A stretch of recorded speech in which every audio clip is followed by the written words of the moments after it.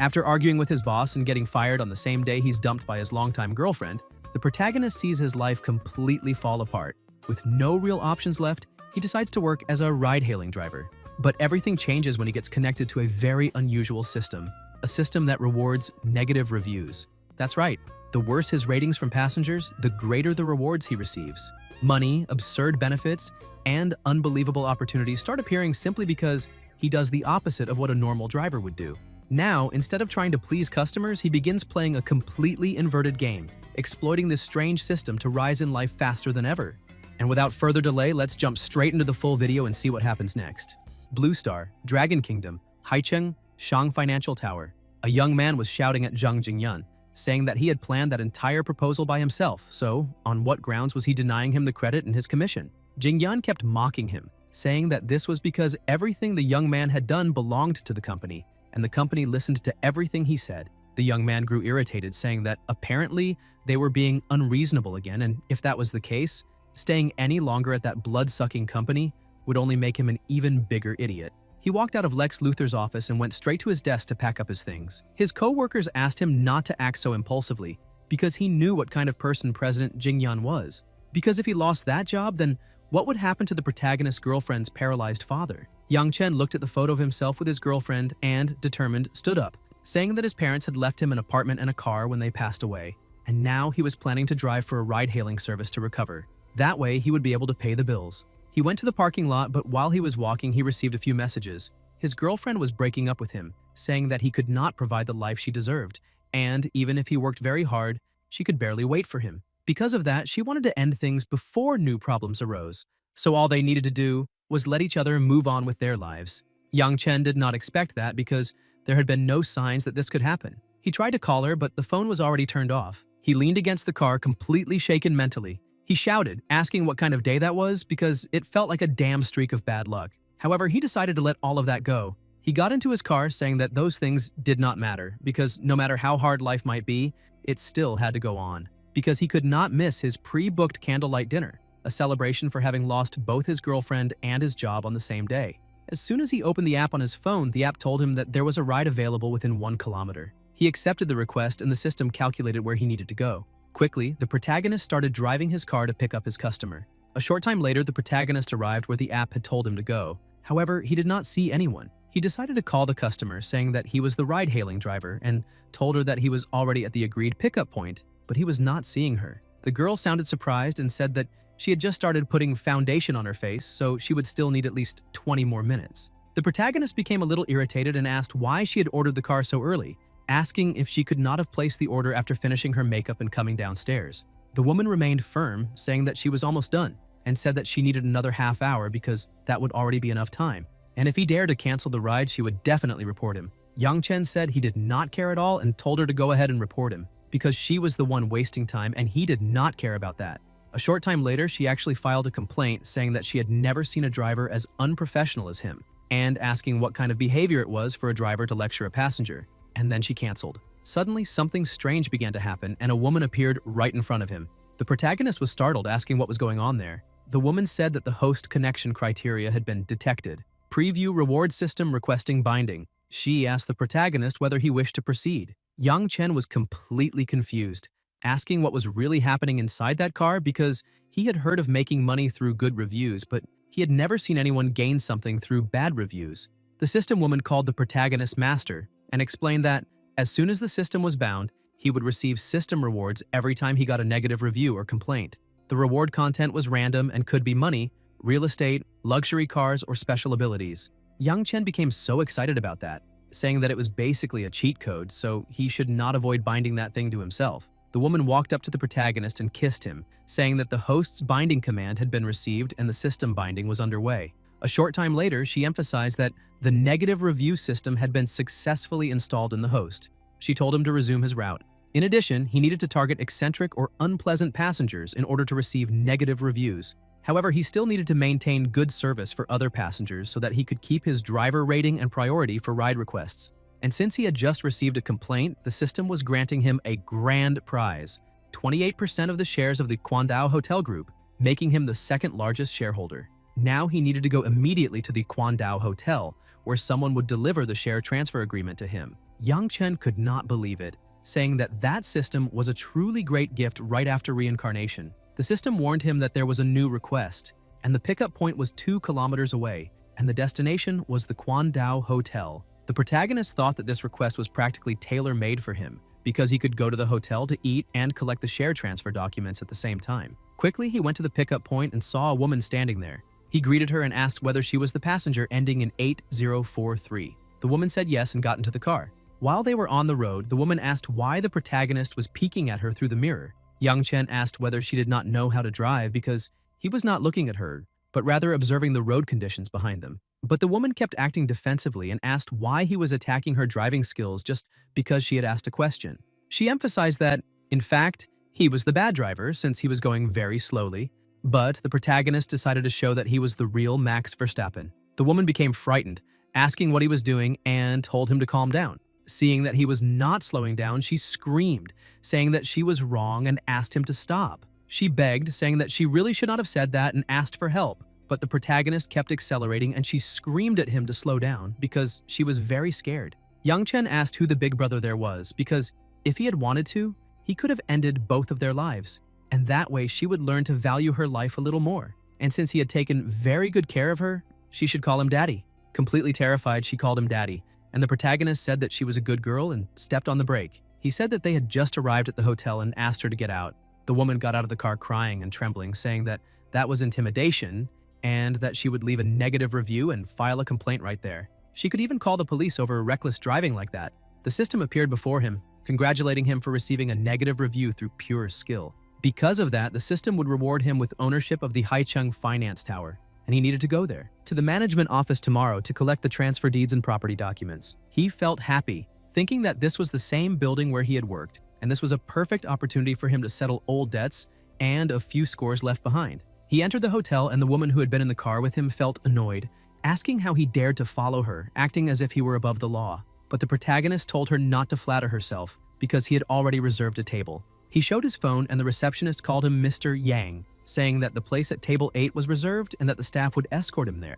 In addition, she handed him a document saying that the manager had asked her to deliver it to the protagonist and that he needed to keep it safe. With everything settled, she said that she would show him to the table. The woman from earlier kept watching and thought that even if she had misunderstood that situation, she would not forgive him. A short time later at the table, a woman handed him a cup of tea, asking him to wait a little because the meal would be ready soon. The same woman walked past the protagonist and greeted a man, asking whether he was Zhang Long. The man said that he was and said that she must be Wang Jiayi, whom President Wang had introduced, and asked her to sit down. The protagonist merely watched, thinking that apparently they were there for a blind date. But suddenly, a man appeared with 2 women, and the protagonist laughed, saying that it was a huge coincidence. The blonde woman told the man that she had just seen a friend and would stop by to say hello. She walked over to Yang Chen and said that he was crossing the line, asking whether they could not simply end things like civilized people. So why was he trying to do that if he was there only to deliberately cause trouble? Yang Chen says he is already very bored because he has no interest in gold diggers like them, women in their 20s spending all day with men in their 40s or 50s, and he is ashamed that he ever felt anything for her and of thinking about what her parents are going through. She gets irritated. The man who is with her calls her Xinyi and asks what is going on. Xinyi feels embarrassed and tries to smooth things over, saying that it is nothing and telling him that they can go ahead and sit down because she will be there shortly afterward. But the man says that it does not look like nothing because apparently they are having a very unpleasant conversation. The man asks the protagonist who he is, and Yang Chen says that he is Zhao Feifei's ex-boyfriend and that she had just dumped him that very same day. He then asks when the two of them got together because apparently he might be a homewrecker. The man asks Feifei if that is true and she says no because she broke up with him a long time ago, but he keeps refusing to accept it. And she tried to break up with him again that day, but she never expected him to follow her there to frame her. And that is outright intimidation. Because of her fake crying, the man hugs her, saying that everything is fine and that it is not her fault and that she does not need to get angry over someone like that, because he will deal with that boy right away. The man looks at the protagonist and says that the way he has been harassing his girlfriend is very annoying. He asks the waitress to call manager Chung because he has something to say to him. Feifei tells the protagonist that he should leave, otherwise he will go through some hard times. Jiayi, who had been watching all of that, starts laughing, thinking that that boy is very strange, and now she wants to see how he plans to clean up that whole mess. Long asks Jiayi if she knows that man, and she says no. because he was only rude to her and also used his bad mood as an excuse to threaten to get her into an accident and forced her to call him daddy before letting her go. And she had just arrived there in his car and gave him a 1-star rating the moment she got out. Long stands up saying that this is outrageous and that boy has gone way too far, and because of that he is going to get revenge right away. Jiayi asks him not to be so impulsive, but Long walks over there and tells the protagonist that Miss Wang had just arrived there in his car as a passenger and asks if he intimidated her. Yang Chen says that he did exactly that and asks whether he has a problem with it and who he is.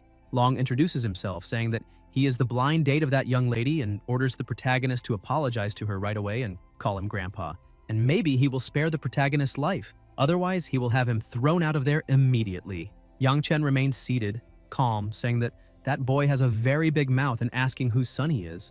Long says that his father is the president of Tianmu Invest and that they are about to invest in the hotel. Therefore, he has enough power to make the hotel group put the protagonist's name on the blacklist and they would not dare say anything against it.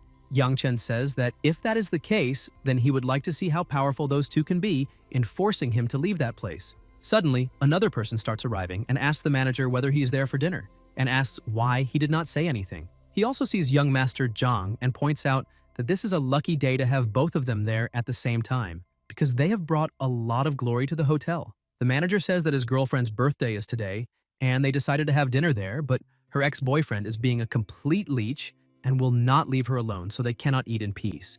Exactly for that reason, he would like them to throw that boy out. Long says that he is also there for a blind date and that his father was the intermediary for that arrangement, and he also agrees with the manager, ordering them to throw that boy out. The blonde young man asks who is being so arrogant as to offend both of them, because he will definitely deal with it. The two of them point at the protagonist, and the blonde man cannot believe what he is seeing, because that is the new shareholder that the board of directors has just officially announced.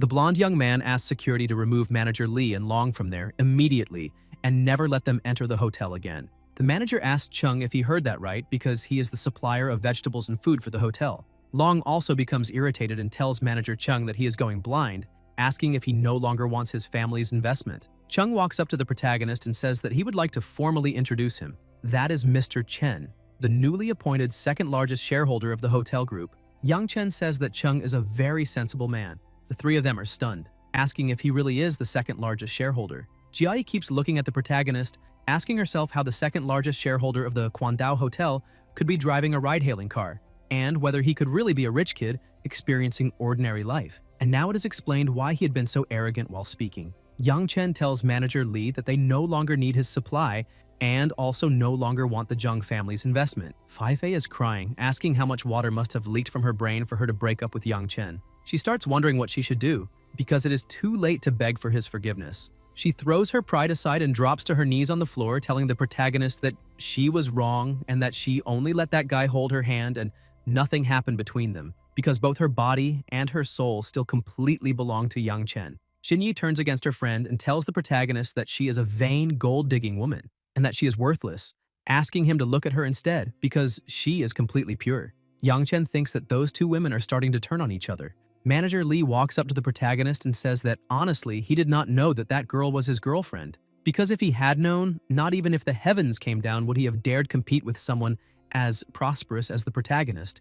Yang Chen bangs the teacup on the table and asks the manager whether he's really going to keep taking so long to throw that trash out of there. Chung apologizes to his boss and calls security, ordering all of them to get out. Chung tells the protagonist that that boy is the son of the boss of Tianmu Invest. Yang Chen asks what kind of investment that is, pointing out that as long as he opposes it, there is no way the investment will pass through the board, and asks why the manager is so afraid of that arrogant boy. Cheng calls security and orders them to drag that brat out and put their names on the blacklist because they will never again be allowed to spend money within that group. Long points his finger at Cheng and tells him not to dare touch him because he needs to keep his head on straight. And he points out that Tianmu Investment would not even glance at a mere second largest shareholder of the hotel. He walks up to the young lady and says that they need to leave to eat somewhere else. Yang Chen notices that he is not forgetting about that young lady even at a moment like that, and apparently he likes her. So if he can steal her away, he wants to see whether that guy will still act arrogantly. Yang Chen calls Jiayi, asking who said that she has to settle for only one blind date. He picks up a flower and walks over to her, saying that he brought flowers and asking why they cannot sit down and chat for a while. because the joke he made in the car earlier seems to have frightened her a lot, and considering that, he would like to apologize in a more pleasant way. Ji thinks that she is there for a blind date with a rich guy, so why can she not choose someone handsome with personality? She eventually gives in and says that it is fine because she can see that the protagonist is being sincere, so she will give him a chance to make up for the situation. Long becomes furious and asks if she knows what she is doing because he got into that fight with the protagonist because of her, and now she is simply humiliating him. Ji corrects Long, saying that he was never thinking about her at any point, but rather about his own pride. Because she never asked him to get into conflict with Mr. Young, he decided to do that to show off and ended up getting burned badly. Long says that it is fine because, in fact, he does not dare touch Young Chen, but he can still hurt her. He points out that if she sits down and eats with him now, she will be humiliating him, and she had better think about the consequences. Young Chen touches her shoulder and leads her to the table, saying that it is fine. With politeness and chivalry, he asks her to sit down and eat in peace, because if any fly buzzes near her, he will chase it away. Long loses control and starts insulting the woman and tries to attack her, but the protagonist steps in front of her and grabs his arm, saying that this is very low because he is trying to hit a woman. Chung orders the security guards to act immediately and throw that trash out. While being dragged away by the guards, Long shouts that he will not let this slide because he is going to tell his father everything. Yang Chen pours her a glass of wine and offers it to her, saying that he would like to introduce himself properly, and says that his name is Yang Chen. He is very happy to be able to have dinner with her.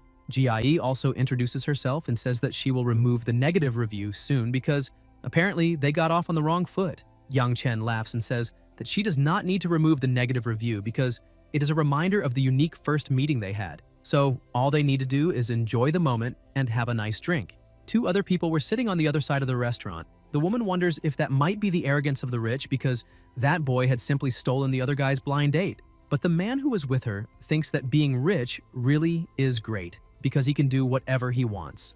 Ji asks the protagonist what his family does. Yang Chen explains that his parents died in an accident years ago, and now he is just a ride-hailing driver, and asks what she does. Ji says that her hometown is Sioux City, and that she currently works at a luxury goods store, but she wants to stay in that city, so she is there for a blind date. The protagonist smiles, saying that everyone has the right to seek a better life. There is nothing shameful about women relying on other men. Yang Chen thinks that, unlike Fei Fei and Xin Yi, Ji is being very honest and that she is not the hypocritical type. She agrees with the protagonist and offers a toast to them. After drinking a little, she turns red and asks if he knows why she had been so prejudiced against him inside that car. She explains that she had 2 blind dates that day and the first guy was doing well at the beginning, but he tried to kiss her while they were in the dark inside the movie theater. Yang Chen says that apparently she was not very interested in that other guy because if she had liked him, she definitely would not have refused a kiss. But she gets a little embarrassed, saying that this has nothing to do with liking someone or not, and asks who kisses on the first date.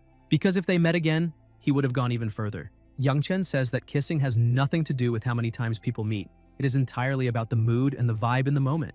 As long as the mood is good and the feeling is there, people can even go all the way on the first date. Ji remains a little embarrassed and says that she does not really believe that, asking how someone could be willing to kiss someone they had just met for the very first time. Yang Chen stands up and slowly walks toward her, and while holding her face, gives her a deep kiss. After that, he turns around and starts to leave, telling her to enjoy the meal and that after she finishes eating whatever she wants, she can just put the bill in his name because he will be going up to room 1208 to get some rest. Ji is speechless, asking if he really just kissed her, but she does not know why she did not try to pull away. A little later, while she is alone, she thinks that the protagonist mentioned the room number on purpose, and that he was probably inviting her. However, she is still very embarrassed and tries to ignore that kind of thought. Meanwhile, inside his room, Yang Chen had just gotten out of the shower and heard someone knocking on the door. He goes over there and as soon as he opens it, sees that it is her standing outside. He tries to speak to her, but she simply throws herself into his arms and kisses him, saying that she is feeling very hot.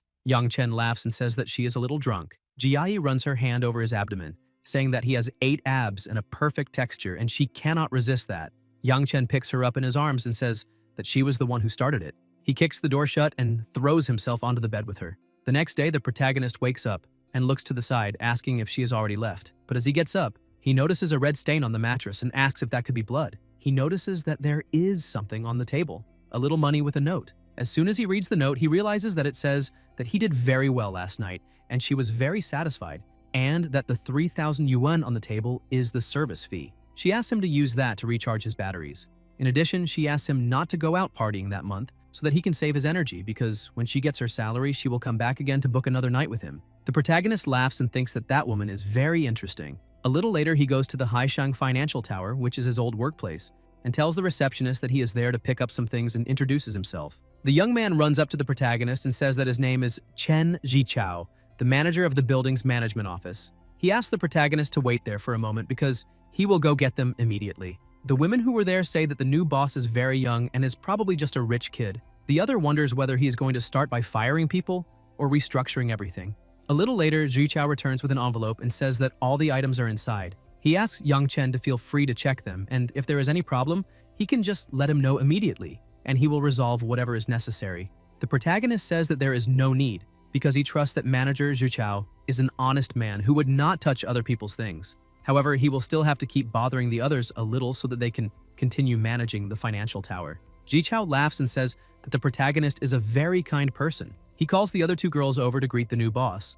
They bow and greet him, but the protagonist says that there is no need for formalities and asks them to go back to work. He asks Jichao to give him a report on the lease situation from 1506 to 1508. Jichao quickly gets the report and says that the rental information he requested is there, and the tenant's name is Jingyan, and the contract expires at the end of that month. The protagonist says that their lease is almost over and that he would like to go visit them. While they are in the elevator, the manager's phone rings and he tells the protagonist that a client scheduled a call for that day to ask about the rent. He asks if he can answer the call before going in. Yang Chen says that it is fine and asks the manager to answer his call because he will go ahead first. A little later, he enters the advertising office and says that apparently everyone is busy. His former co-workers are surprised to see him and ask why he is back. One of his co-workers asks why he gave up and wonders whether he wants him to beg the boss to consider hiring him. But the protagonist refuses. Yang Chen shouts that he is there for his payment and asks where Jingyan is, telling them to bring him out immediately. Jingyan appears and asks the protagonist why he is shouting and where he thinks he is,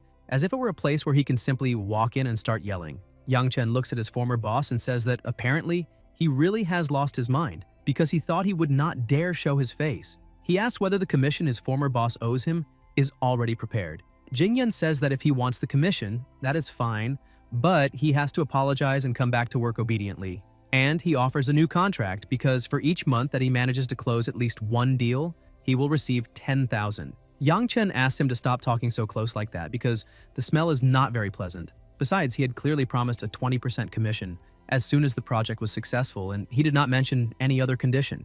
Jingyan starts laughing and asks where the proof is because he needs evidence. It is not enough just to say that the other person said something because that does not mean it happened. Because if that is the case, he can also say that the protagonist had promised to work for him for free without asking for a single cent. Yang Chen points out that everyone inside that company heard the agreement, so the proof is in each person's heart. Jingyan asks everyone to say whether anyone heard him say that he would give a 20% commission. One of the people says no and says that the protagonist probably heard it wrong. Yang Chen looks at everyone and asks if they know that what he is today is what they will be tomorrow. Another man arrives and tells the protagonist that the boss is showing extra mercy and he should thank him and go back to work. Jingyan says that is exactly right and points out that he appreciates the protagonist as a talent, and that is his only chance, so he does not need to be ungrateful. He tells the protagonist to go back to his desk and do his work because he still has to go downstairs and discuss the lease renewal with the administration, asking whether he has any idea how hard it is for an owner like him to feed so many employees. One of the bootlickers tells the boss that that is exactly right,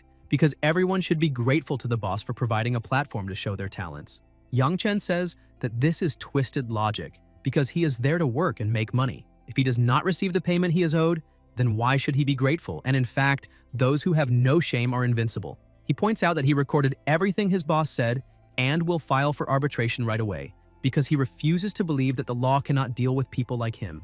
Jingyan orders everyone to lock the doors and grab that phone immediately. One of the employees agrees with his boss and locks the door from the outside. The manager had only been watching and asks why they locked the door and whether the new boss might be in some kind of trouble. Jingyan points at the protagonist, ordering him to delete the recording right away, because only then will he be able to leave that place. Jingyan smashes a computer and says that everyone saw that the protagonist destroyed that computer, so his salary has been completely forfeited. Yang Chen says that his recording is still running and his former boss knows that he just admitted that it was captured. Besides, Jingyan probably does not know what cloud backup is, because even if he deletes it from his phone, there is still a copy stored online. Jingyan says that the protagonist is truly filthy for secretly recording him and asks whether he has no shame. The blue-haired guy asks his boss why they need to waste words on that trash because all they have to do is use brute force and destroy the backup too. And when they are done, they will just say that he came there to wreck the office and they had to subdue him. Suddenly, someone knocks on the door. Jingyan opens the door and asks the manager why he is there in person, since he points out that he was just about to go downstairs to discuss the lease renewal with him. Zhuchao says that he is looking for Boss Yang and asks why they were locking the door in broad daylight and whether it is possible that they did something to the new boss. Jingyan gets a little confused by the conversation and asks who this new boss is that he is talking about. Zhichao asks who else it could be and points at the protagonist, saying that he is standing right there. Yang Chen is the new owner of that building and asks if Jingyan is really trying to deceive the new boss. Jingyan remains confused, unable to believe what was happening. The manager walks into the office and asks the protagonist what happened there, pointing out that he is very sorry for the delay because he should not have answered that phone call. Yang Chen says that it is fine because he arrived at just the right time. Jingyan asks the manager again what he means by a new boss. Zhichao says that he will formally introduce him to everyone and points out that he is Boss Yang, who just bought Haisheng for 2 billion, and now he is the person who has complete power over everything there. The people are completely shocked, asking if he really spent 2 billion to buy that place, because if that is true, why was he working there before? The former boss thinks that that boy quit yesterday and bought the whole building, and it is obvious that he is out for revenge. The thug walks up to the manager and asks whether it is possible that he is mistaken, and maybe he just has the same name as the new boss. Zhichao shouts at the blue-haired guy, asking if he is implying that the manager is blind because it is obvious that he knows who his new boss is. Jingyan quickly changes his attitude and takes the protagonist's hand, asking him not to be angry because all of that was just a misunderstanding, and admits that he was wrong and deserves to be punished. He says that he will pay double the salary he owes the protagonist, and they can simply leave all those unpleasant things in the past. Zhichao hears that and asks his new boss if he worked there before, and that guy withheld his pay. The protagonist says yes. Zhichao points at Jingyan and says that his contract is very clear. He must operate legally and in good faith, otherwise they will have the right to terminate the contract and demand triple the rent as compensation. And surely he has not forgotten that clause. Yang Chen says that if there is a clause like that, then it is good for the manager to watch that recording first. As soon as he presses play, it shows Jingyan saying that if the protagonist wants his salary and commission, that is fine. But he needs to come back and work obediently, and for every month he closes at least one deal, he will receive 10,000 more in pay. Jingyan tries to smooth things over, telling Yang Chen that there is no need for them to burn bridges, and once again offers to pay triple the commission if he deletes the recording, and then they will be even. The protagonist says that there is absolutely no need for that, because he only wants what is rightfully his and does not want a single cent more. He starts to walk out of the office and tells the manager that he will leave that situation for him to handle. However, he needs to make sure that the outcome is satisfactory. Zhichao asks his boss not to worry because he will handle it perfectly. Jingyan steps in front of the protagonist, saying that he has already been humiliated and admitted defeat, and asks why he needs to act so cruelly, asking if he really cannot leave him a way out because, as the protagonist knows, one day he may fall into his hands again. Yang Chen points out that he is the kind of person who never leaves a way back, and that if he worried about things like that, how could he have quit that place? Jingyan asks if it is really going to be like this, if there is no room for negotiation. Yang Chen asks what qualifications his former boss has to negotiate with him now. Jingyan gets irritated and tells everyone to listen carefully because whoever grabs the protagonist's phone will receive 50,000 as a reward. But none of them dare to stand up. Jingyan offers 100,000 if they grab the phone and says they will have their salary doubled. Yang Chen laughs and asks Jingyan if he thinks his words still have any credibility, because the protagonist had closed the deal fairly and he refused to pay the commission he owed. So how does he expect people to truly believe that they will receive what was promised after grabbing the phone? Jingyan keeps getting more and more irritated. The manager notices this and makes a call, ordering all the security employees to be summoned immediately and sent to the building right away. 10 minutes later, the two female employees from before notice a huge commotion and ask what was happening. The other says that nobody knows because all the security guards are there, and apparently Jingyan offended someone very powerful. As soon as all the security guards gather nearby, the manager says that now he would like to see who dares threaten the boss again. Jingyan is paralyzed with fear, seeing that there is absolutely nothing he can do. Yang Chen says that he needs to leave and tells the manager to finish that immediately. The manager asks him not to worry because he will take care of it. Before leaving, the protagonist tells everyone that that arrogant man named Jingyan is completely finished and that while he is settling things, all of them should hurry and collect what that guy owes them. because now is the time for revenge. Otherwise, once he is dismantled and goes bankrupt, they will not receive a single cent. The people start speaking up, saying that that guy constantly forced them to work overtime and never paid them, besides making them sign contracts with the finance department. Even the employee who had been on Jingyan's side turns against him, agreeing with some of the others and saying that many times he deducted from their salary for no reason. Jingyan asks whether Li Yuan is really going to kick him while he is down. Li Yuan says that he firmly stands against injustice and has hated him for a long time, but did not dare resist because he had to make money. And now, boss Yang Chen has provided the help they needed, so they can report that abuse.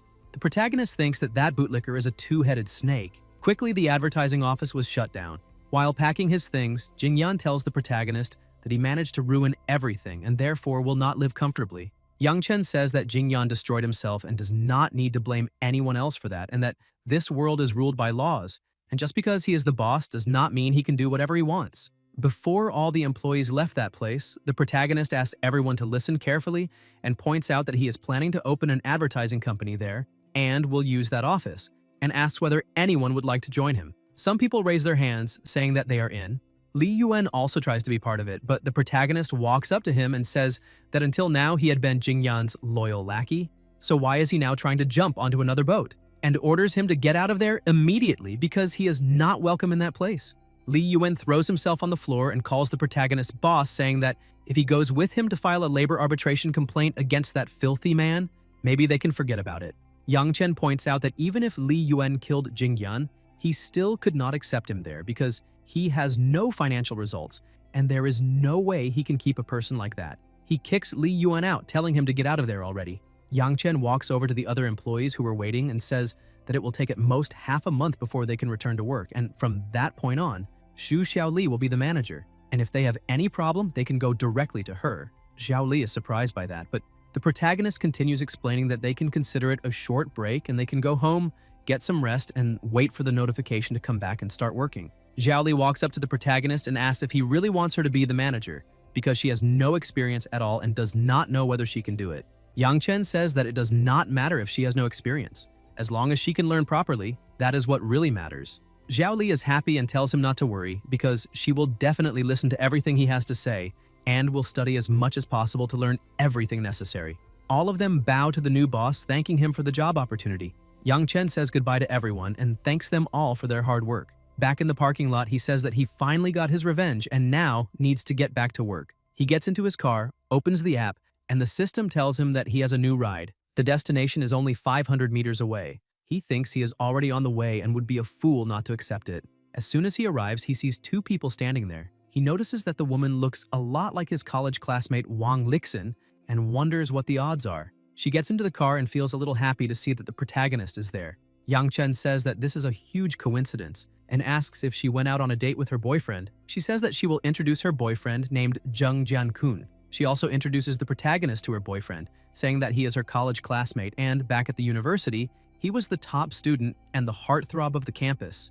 Jiankun asks if that boy really was that popular with girls. Lixin says yes, and that so many girls liked him. But it is a pity that he already had a girlfriend. She asks the protagonist whether the two of them have already broken up, but then realizes that was impolite and apologizes, because what she actually meant was how far they had managed to progress, because they are probably already close to getting married. The protagonist steps on the brake and says that they broke up. Lixin says that is a pity, because back then the protagonist rejected a lot of girls and now he is probably regretting it. Yang Chen looks at her and says that he just rejected her too, and asks whether there is any need for her to ask that kind of question. Lixin says that that is not what she meant and that, in fact, she has to be grateful that he had no interest in her and rejected and publicly insulted her back then, because otherwise she would be living a miserable life with him by now. Jiankun asks if the protagonist really insulted her, and she says yes because she confessed to him when she was 19, and he could have rejected her, but he had no right to insult her directly. Yang Chen says that it has been a very long time,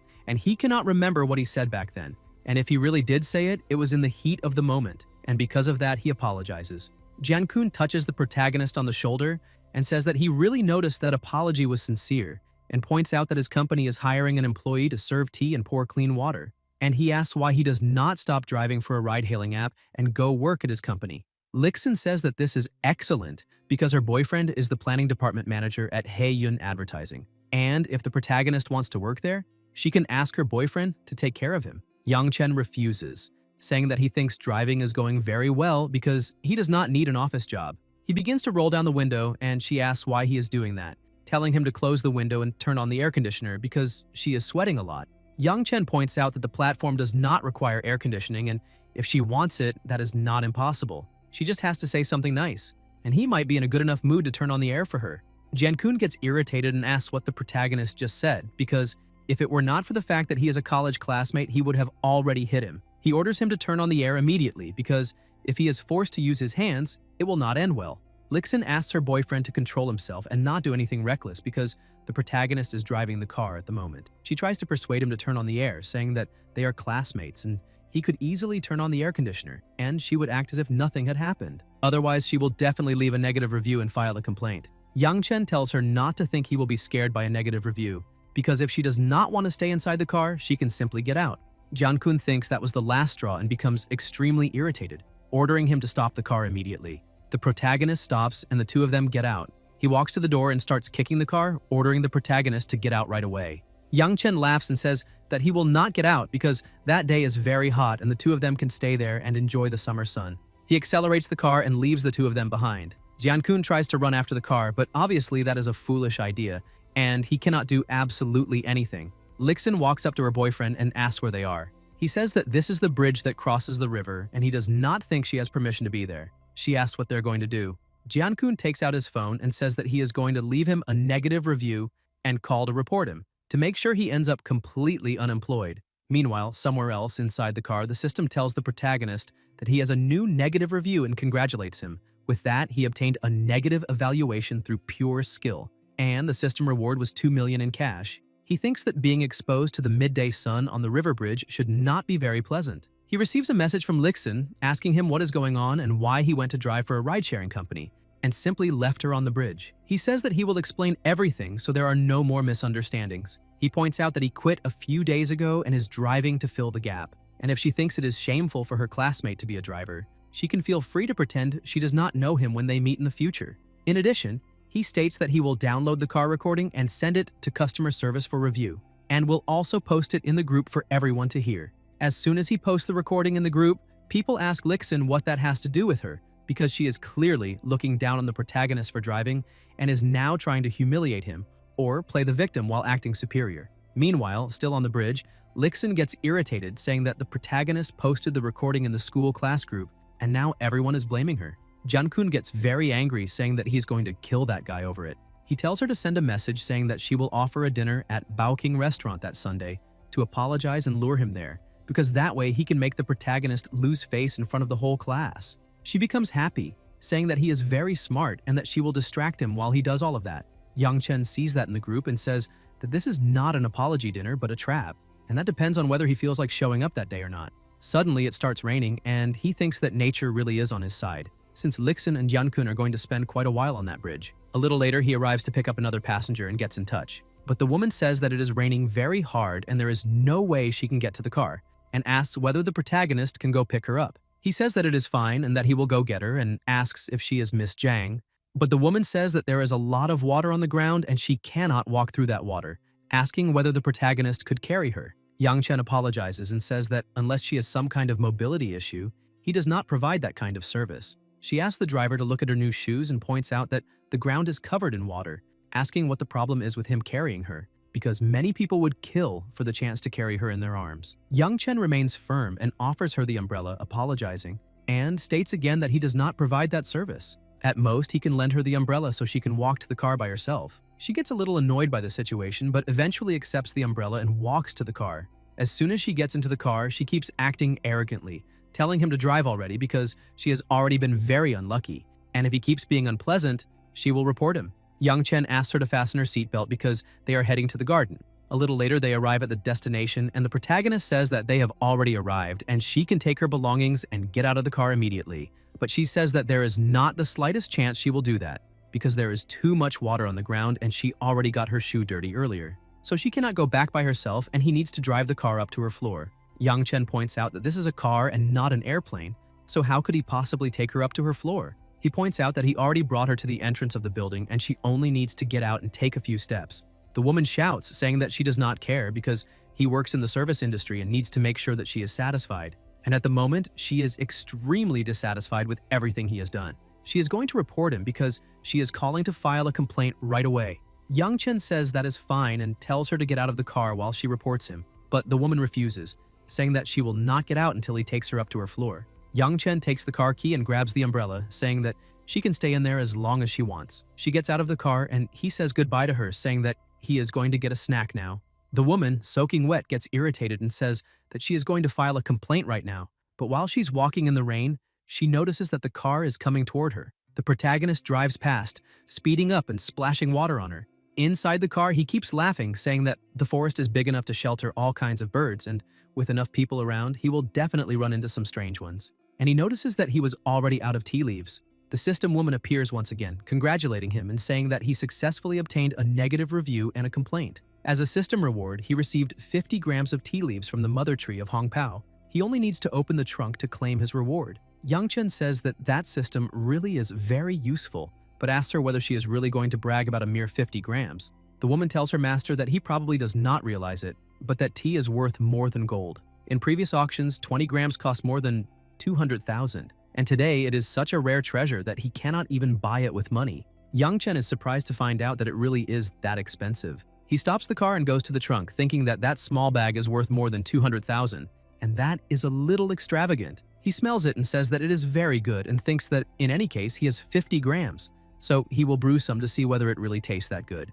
The system appears again, saying that it detected an additional negative review from a passenger and that the critical hit reward has been activated. He obtained a house in Riverside number 1. He needs to go there and stay at the house tomorrow morning to wait for the courier. The property rights documents, the keys, along with other items will be delivered to him. While savoring his tea, he thinks that a house in that place, which was considered the king of buildings at that time, was worth at least 500 million, and that additional negative review was a stroke of genius, and the taste of that tea is truly excellent. He gets ready to leave and sees a woman approaching the car. She gets into the car and the protagonist asks what she thinks she is doing. The woman tells him to just drive and says that the money will be entirely his. But the protagonist apologizes and explains that this is not a taxi but a ride-sharing service, and she needs to book through the app, so he has to ask her to get out of the car. But the woman says that she already told him to drive and asks what is so problematic and why all that talking, pointing out that she is going in that car whether he likes it or not. A man starts approaching and knocks on the window, asking the protagonist to open the door. The woman tells him not to dare because if he opens that door, she will bite the protagonist. Yang Chen asks if she knows that guy, but she says no. He lowers the window and asks the guy if he knows that girl. The man, irritated, says that that is nonsense because that is his girlfriend, so how could he not know her? The woman, irritated, asks who there is his girlfriend and points out that they were only talking on a blind date, so when exactly did she become someone's girlfriend? The man gets angry, telling Chiani that her father owes his family 5 million and that guy used her as collateral, so why is she pretending to be clueless? He tells her to get out because he already booked the hotel room and does not want to ruin his mood. Chiani asks whether the protagonist just heard that whole story because they are not in a relationship, and if she is handed over to that guy, he will force her to do things she does not want, and that will make the protagonist an accomplice. The man shouts, telling Yang Chen that this has nothing to do with him, and asks him not to interfere in other people's business. Yang Chen asks Gianni why she does not call the police because he is only a rideshare driver and does not want to get involved in that kind of conflict. She gets irritated, asking why he is so cowardly and pathetic, absolutely useless. Yang Chen asks why he is the coward because her father should be the biggest coward of all, and he has no connection to her and no obligation whatsoever to protect her, because if she needs help, she just has to call the police. The man runs to the other side of the car and starts cursing at the woman, trying to open the door. She screams desperately, asking the protagonist to get out of there, begging him to have pity on her and try to save her. Yang Chen keeps telling her to call the police since she had been acting so arrogantly earlier. She points out that she really does want to call the police, but even if they went to the station, her family has no money to pay the debt. The man manages to open the door and says that she is a very ungrateful girl, so he is going to use her right there in the car. He asks the protagonist to open the back door and let him in, because they can go to a suburb and the two of them can have fun. Yang Chen simply starts the car. The man asks what he thinks he is doing, because if he takes that girl away, he will destroy Haicheng just to find him and kill him. He says that his name is Zheng Hengji, the young master of the Yawu group. The protagonist simply steps on the accelerator, saying that it does not matter what company that idiot is from. He speeds up and leaves the man behind. But he gets into his own car, saying that he is going to settle this situation. Chiani completely changes her attitude, saying that the protagonist is a very handsome and manly person. Yang Chen points out that flattery will not work on him because he is not interested in her and will leave her up ahead, and she can get another car to go home. However, Hung Zi appears with his car, trying to cut the protagonist off, telling him to stop because he is warning him that this is stupidity. Chiani gets even more frightened, saying that that guy is chasing them and now she cannot be left behind. The protagonist jerks his car to the side, causing Hung Zi to lose control. She is impressed, saying that he finally crashed. Yang Chen stops at the bus stop and tells her to get out of the car immediately. But Chiani says that she will give him a chance, saying that if he takes her home, she will give him her first time, because that is still better than being taken by that idiot. Yang Chen gets irritated, saying that he is getting the feeling that she is trying to set him up, and tells her to get out of the car immediately. She gets out of the car, calling him a coward again, saying that he is a very blind idiot. He goes to his new house by the river, and a man approaches with some documents, asking if he is Mr. Yang, because the property deed, the transaction contract, along with the key, are all there. And he will accompany him to the house later, and they will take care of parking the car for the protagonist. As soon as he enters the house, he says that it is great because everything is already ready and all he needs to do now is bring a few clothes. And suddenly, his cell phone starts ringing. The person says that he is the hotel board secretary and needs him to appear at the headquarters meeting tomorrow at 3 in the afternoon. The next day, the protagonist goes to the hotel and apologizes for being late and introduces himself, saying that it is an honor to meet all the shareholders. The man smiles and asks the protagonist to sit down, and points out that he did not expect the new second-largest shareholder to be so young because he thought he would be a little older and more experienced. The young man introduces the group president named Li Wanhong and the head of Tianmu Invest named Zhang Wu. He points out that the topic of that day's meeting is Tianmu's capital injection into the Quandao hotels. The protagonist thinks that that company belongs to that young man who went on the blind date with Jie. The hotel president says that now everyone has been introduced and they will get straight to the point. He points out that he heard what happened between the protagonist and Zhang Wu's son, and since they are there, they can talk about it. Zhang Wu says that that boy is just an ignorant young man and hopes that Yang Chen will not take him so seriously. The protagonist says that it is not quite the way Zhang Wu is describing it because his son was acting quite lofty and powerful not long ago.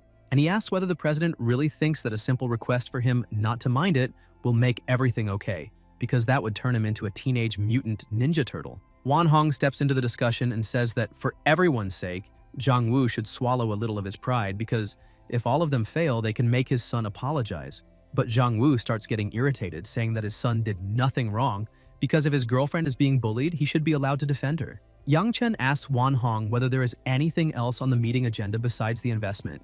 The president says there is not. The protagonist stands up and says that he wants to make his position very clear. He points out that he does not approve of Tianmu investing in the Quandao Group. He adds that he has other matters to deal with and is leaving. They try to ask the protagonist to think it over a little, but he simply walks out and shuts the door. Zhang Wu becomes even more irritated, saying that that boy is very arrogant because he is bringing money to invest in the hotels and they should be flattering him. But apparently the one who looks like he is begging is himself. Wan Hong asks Zhang Wu not to get angry because young people tend to have a bit of a temper, and because of that, he will have to speak with the protagonist a little later. He suggests that President Zhang Wu do the same with his son, because if a simple apology can solve the problem, then why can they not do that? Zhang Wu ends up agreeing and says that he will talk to his son and ask them to adjourn the meeting for now. As soon as he arrives at the parking lot, Hung Ji appears, saying that he finally managed to find him and, with a bunch of people behind him, says that he probably did not think that could happen. The protagonist asks how he was found there, and Hung Ji says that he had already warned him the day before because if he took that girl away, he would tear the city apart to find him. The protagonist gets ready and asks if he wants to fight, but Hung Ji says that for now, he is not in a hurry because he will definitely win, and right now he only intends to destroy that car on impulse. The protagonist records all of that action, and Hung Ji says that he does not need to record it because he can cover the property damage and settle it through legal channels, which will leave the protagonist stranded for at least half a year or more.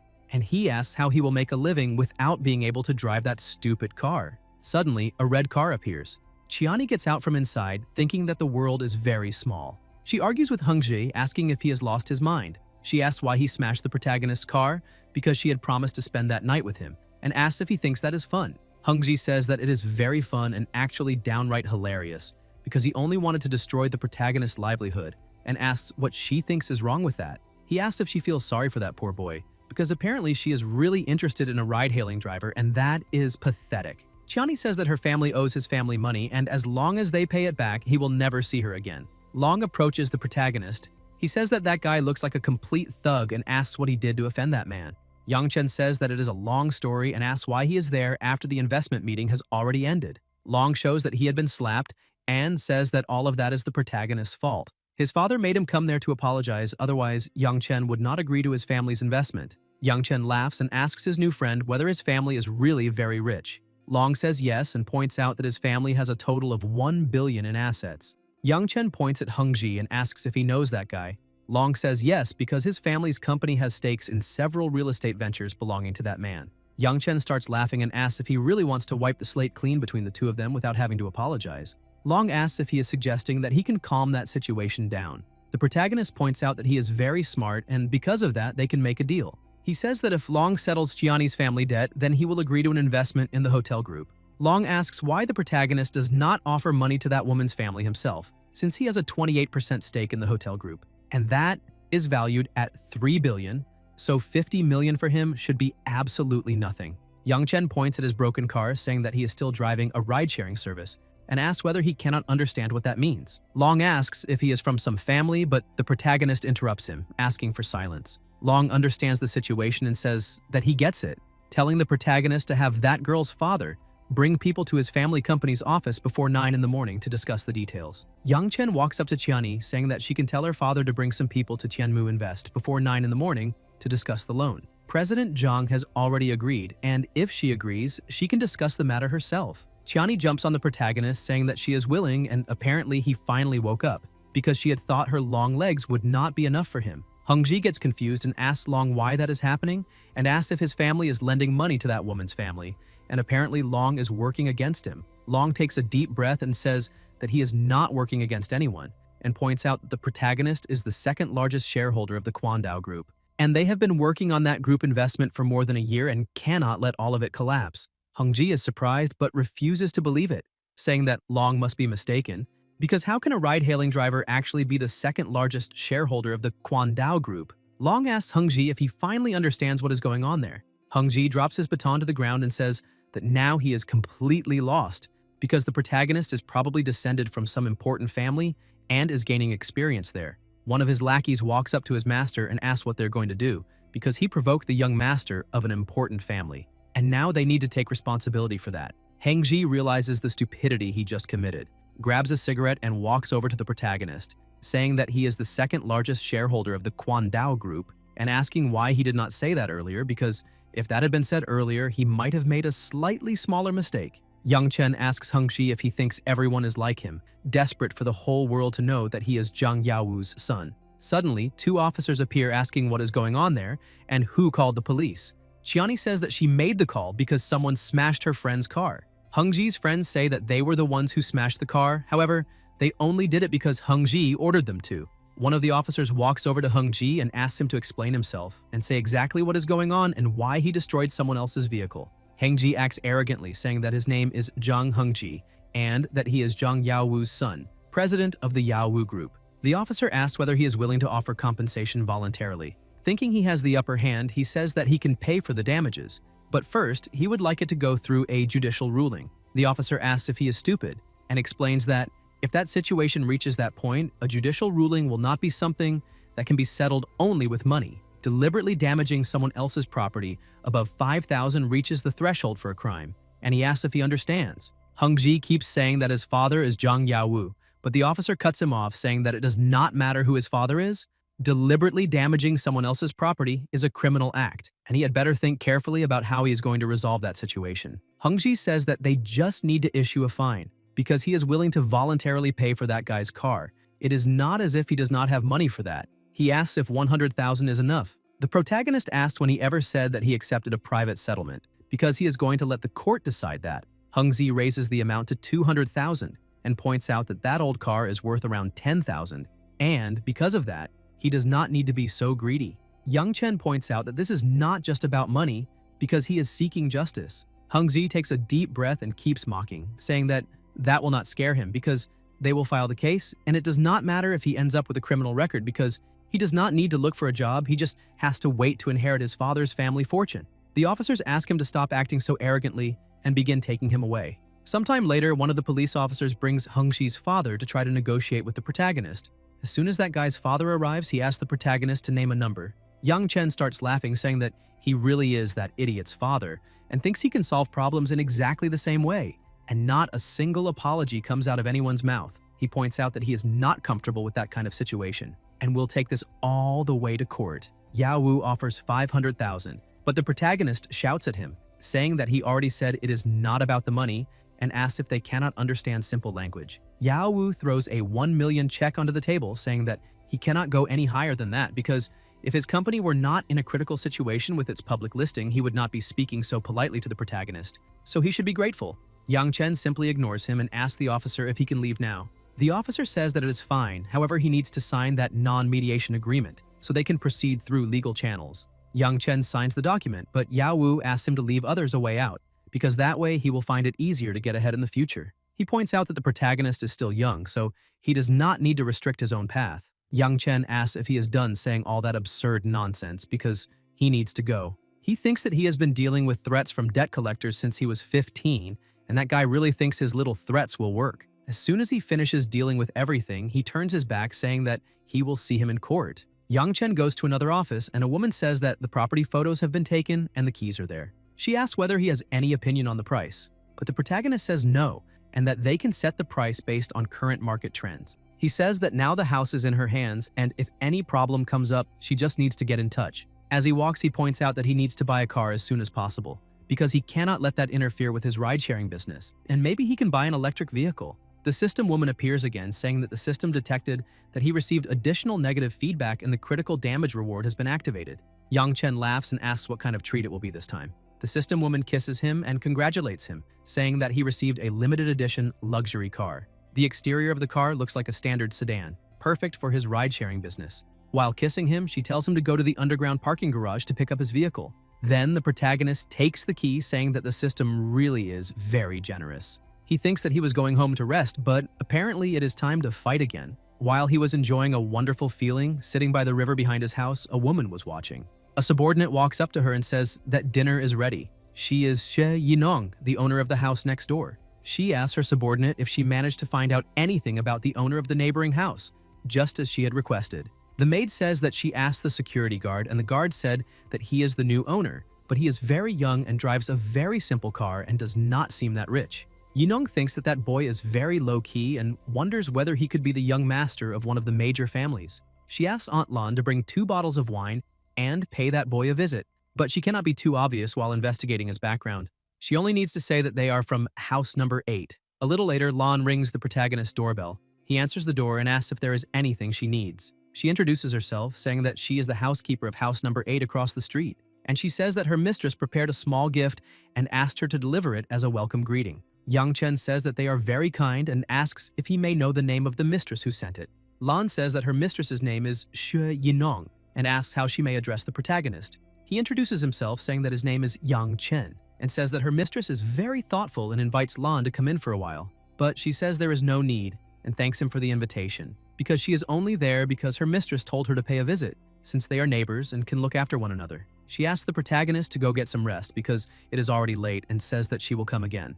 Back at her house, Yinong asks Lan how it went. The housekeeper says that the protagonist is definitely a young and very handsome man, which means that he must be descended from some powerful family. She points out that she left the gift and came straight back home, so it will not be long before he goes there to return the gesture, so she can relax and wait for that moment to arrive. Yinong says that she has always trusted Lan's work. It is getting late and she asks Lan to go rest a little. The protagonist looks at the clock and thinks that it is still very early, so he can go out and drive for 2 more hours before coming back to sleep. He goes to the movie theater and picks up 2 more passengers. He welcomes the 2 of them and asks them to fasten their seatbelts. The woman is a little rushed, saying that she is a university student of finance and economics, and asks if he can get to the women's dormitory gate before 10:30. Yang Chen points out that the navigation says it is 15 kilometers away, which will take at least 20 minutes, and that will be very difficult. The boy who is with her pleads with him, because his girlfriend's dorm closes at 10:30, so they need help. But the truth is that the boy had planned all of that, because he deliberately dragged things out until that hour, because if he managed to make her sleep outside the dorm, then maybe he could take things one step further that night. Yang Chen steps on the accelerator and says that he will do his best, asking the 2 of them to hold on tight. The girl is happy and thanks him, but the boy is not very happy about that, saying that if he cannot get them to the destination before 10:30, they will not pay and he will have to take them back. The girl asks her boyfriend what he is talking about, but her boyfriend tries to calm her, saying not to worry because he is only trying to scare the driver so that he will drive faster. Young Chen tells them not to worry because he already promised, so he will definitely keep his promise. Because he also graduated from the University of Finance and Economics, so he knows all the entrances like the back of his hand, and at most, he can get to the destination in 15 minutes. The girl is impressed and asks what department he is from and what the protagonist's name is, introducing herself as Lin Xiaoyu. She points out that she is an English student and that this is a great coincidence, because she did not expect to run into a senior from her university in a ride. The protagonist laughs and says that his name is Yang Chen. The system says that the protagonist has deviated from the route and is recalculating. The girl's boyfriend starts shouting, asking where he is driving and why he changed direction. Yang Chen explains that if they took the main entrance according to the navigation, they definitely would not make it in time. So using the shortcut saves 5 minutes and will ensure that she reaches the dorm gate at the right time. The boyfriend gets a little discouraged, but Zhao Yu points out that apparently he really does know the roads well and asks if they can add each other on WeChat because they could contact him directly if they need a ride in the future. A little later, they arrive at the University of Finance and Economics. She gets out of the car and waves to the woman who is closing the door, saying that she is already coming. Xiao Yu thanks him for the ride and for being so helpful that she arrived on time. Yang Chen looks at the boyfriend who stayed inside the car and asks if he is also getting out there. But the boy only smiles, saying that he will reorder the route and he can simply accept it and continue the request. Suddenly, an unread message appears and the system says that he has a new negative review. Yang Chen thinks that was the only ride he took that night, and it must have been that guy in the back who gave him a bad rating. The system congratulates him and says that he has mastered practical Baji Quan, effective immediately. The protagonist thinks that he managed to gain some power. Yang Chen looks back and asks the boyfriend what that means. Because he managed to get his girlfriend to the dorm on time. So why did he leave a negative review, asking if he did something wrong?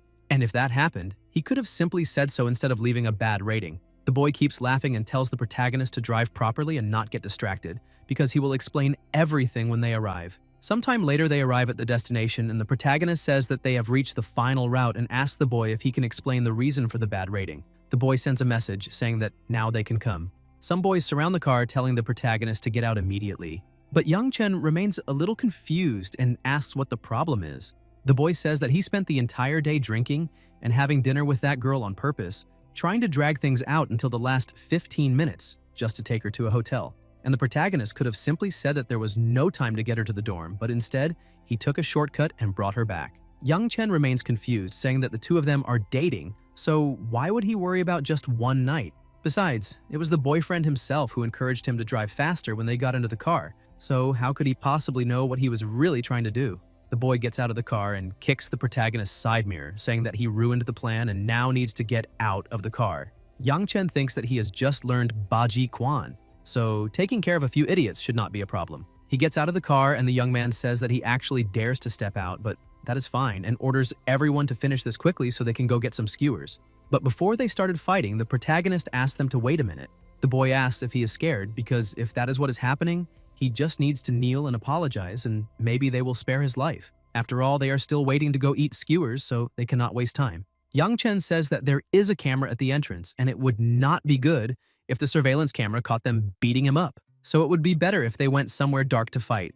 Once it is over, he will leave and there will be no evidence. The young man says that the protagonist is indeed a very sensible guy. They go into an alley and screams are heard. A short time later, Yang Chen is standing inside the alley without a single scratch, while everyone else is lying on the ground. The bald man gets up and asks Zhao Zhengyu who exactly he provoked, because they did not even manage to throw a single punch before getting knocked out. He says that Zhengyu needs to take responsibility for this, so he will cover all the medical expenses, because this hurts a lot since that guy hit them very hard.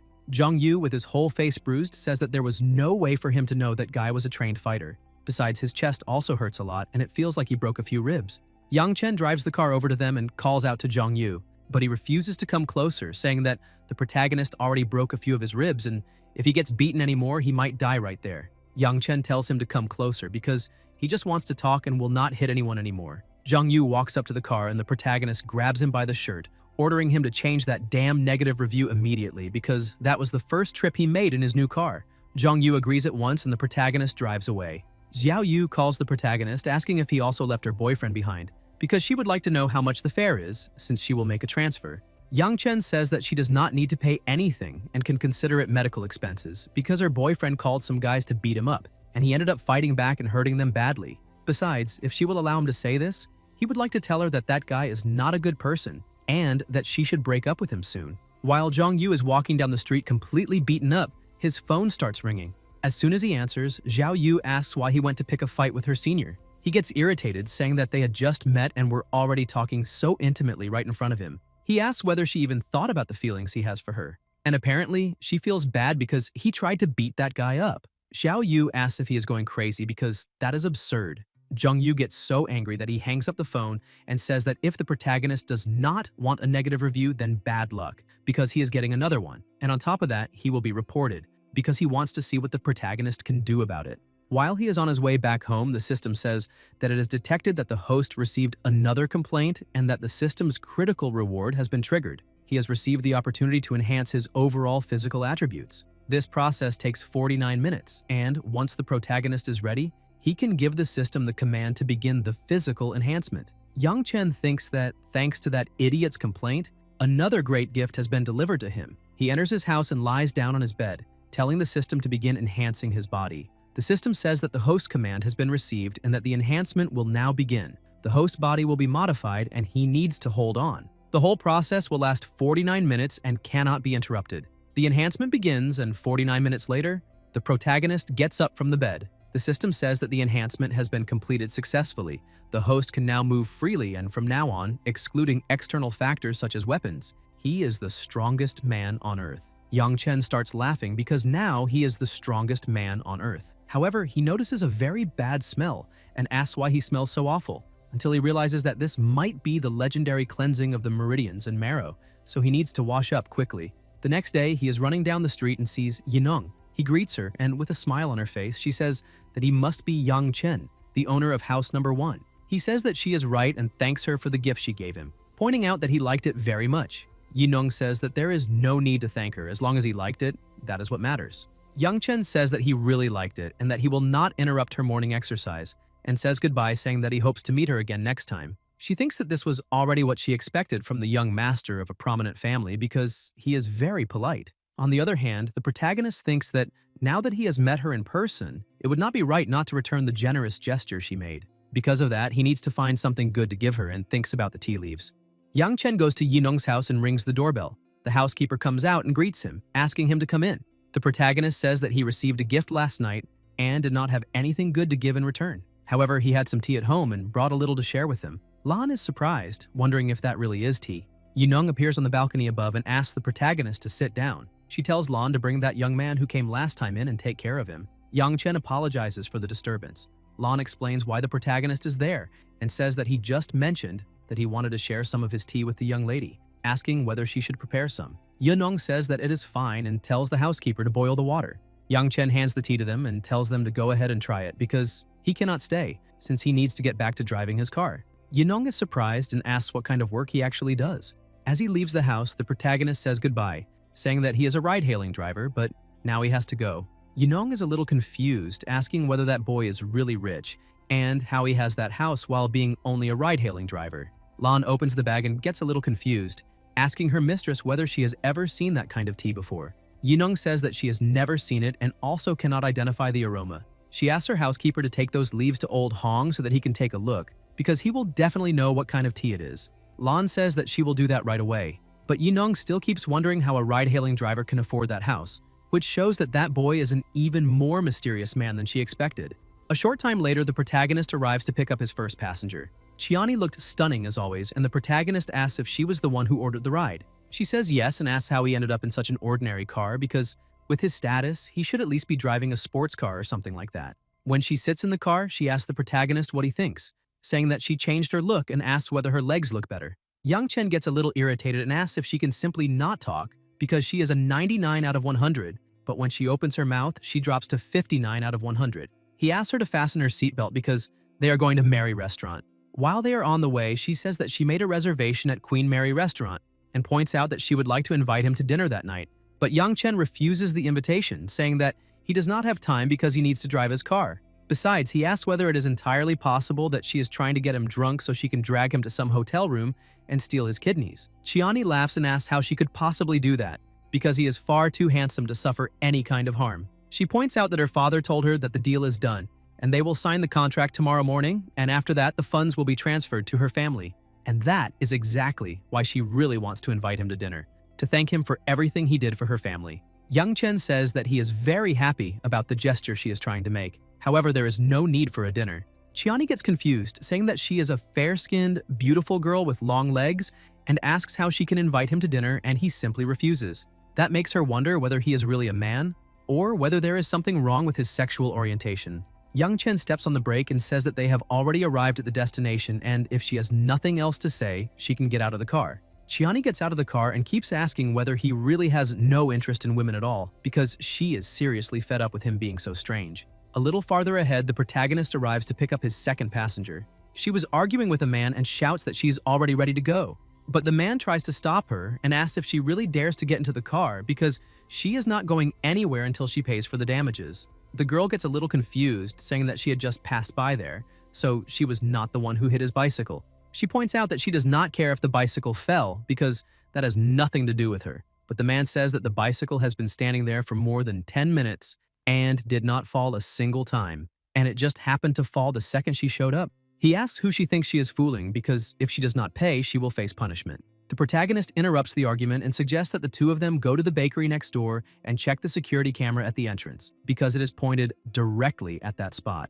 The girl gets happy, saying that the driver is right, because if they do that, they will know exactly what happened as soon as they check the footage. The man looks at the protagonist's car and says that apparently he just bought that car because it still has temporary plates. Because of that, he suggests that the protagonist stay out of it, or he will have to make the protagonist experience what it is like to have a dent in his new car. Yang Chen asks the man whether he is really trying to extort money, and whether that is why he's afraid to check the surveillance footage. Besides, that man is over 1.80 meters tall, and he asks whether it is not a little low to scam a young girl like that.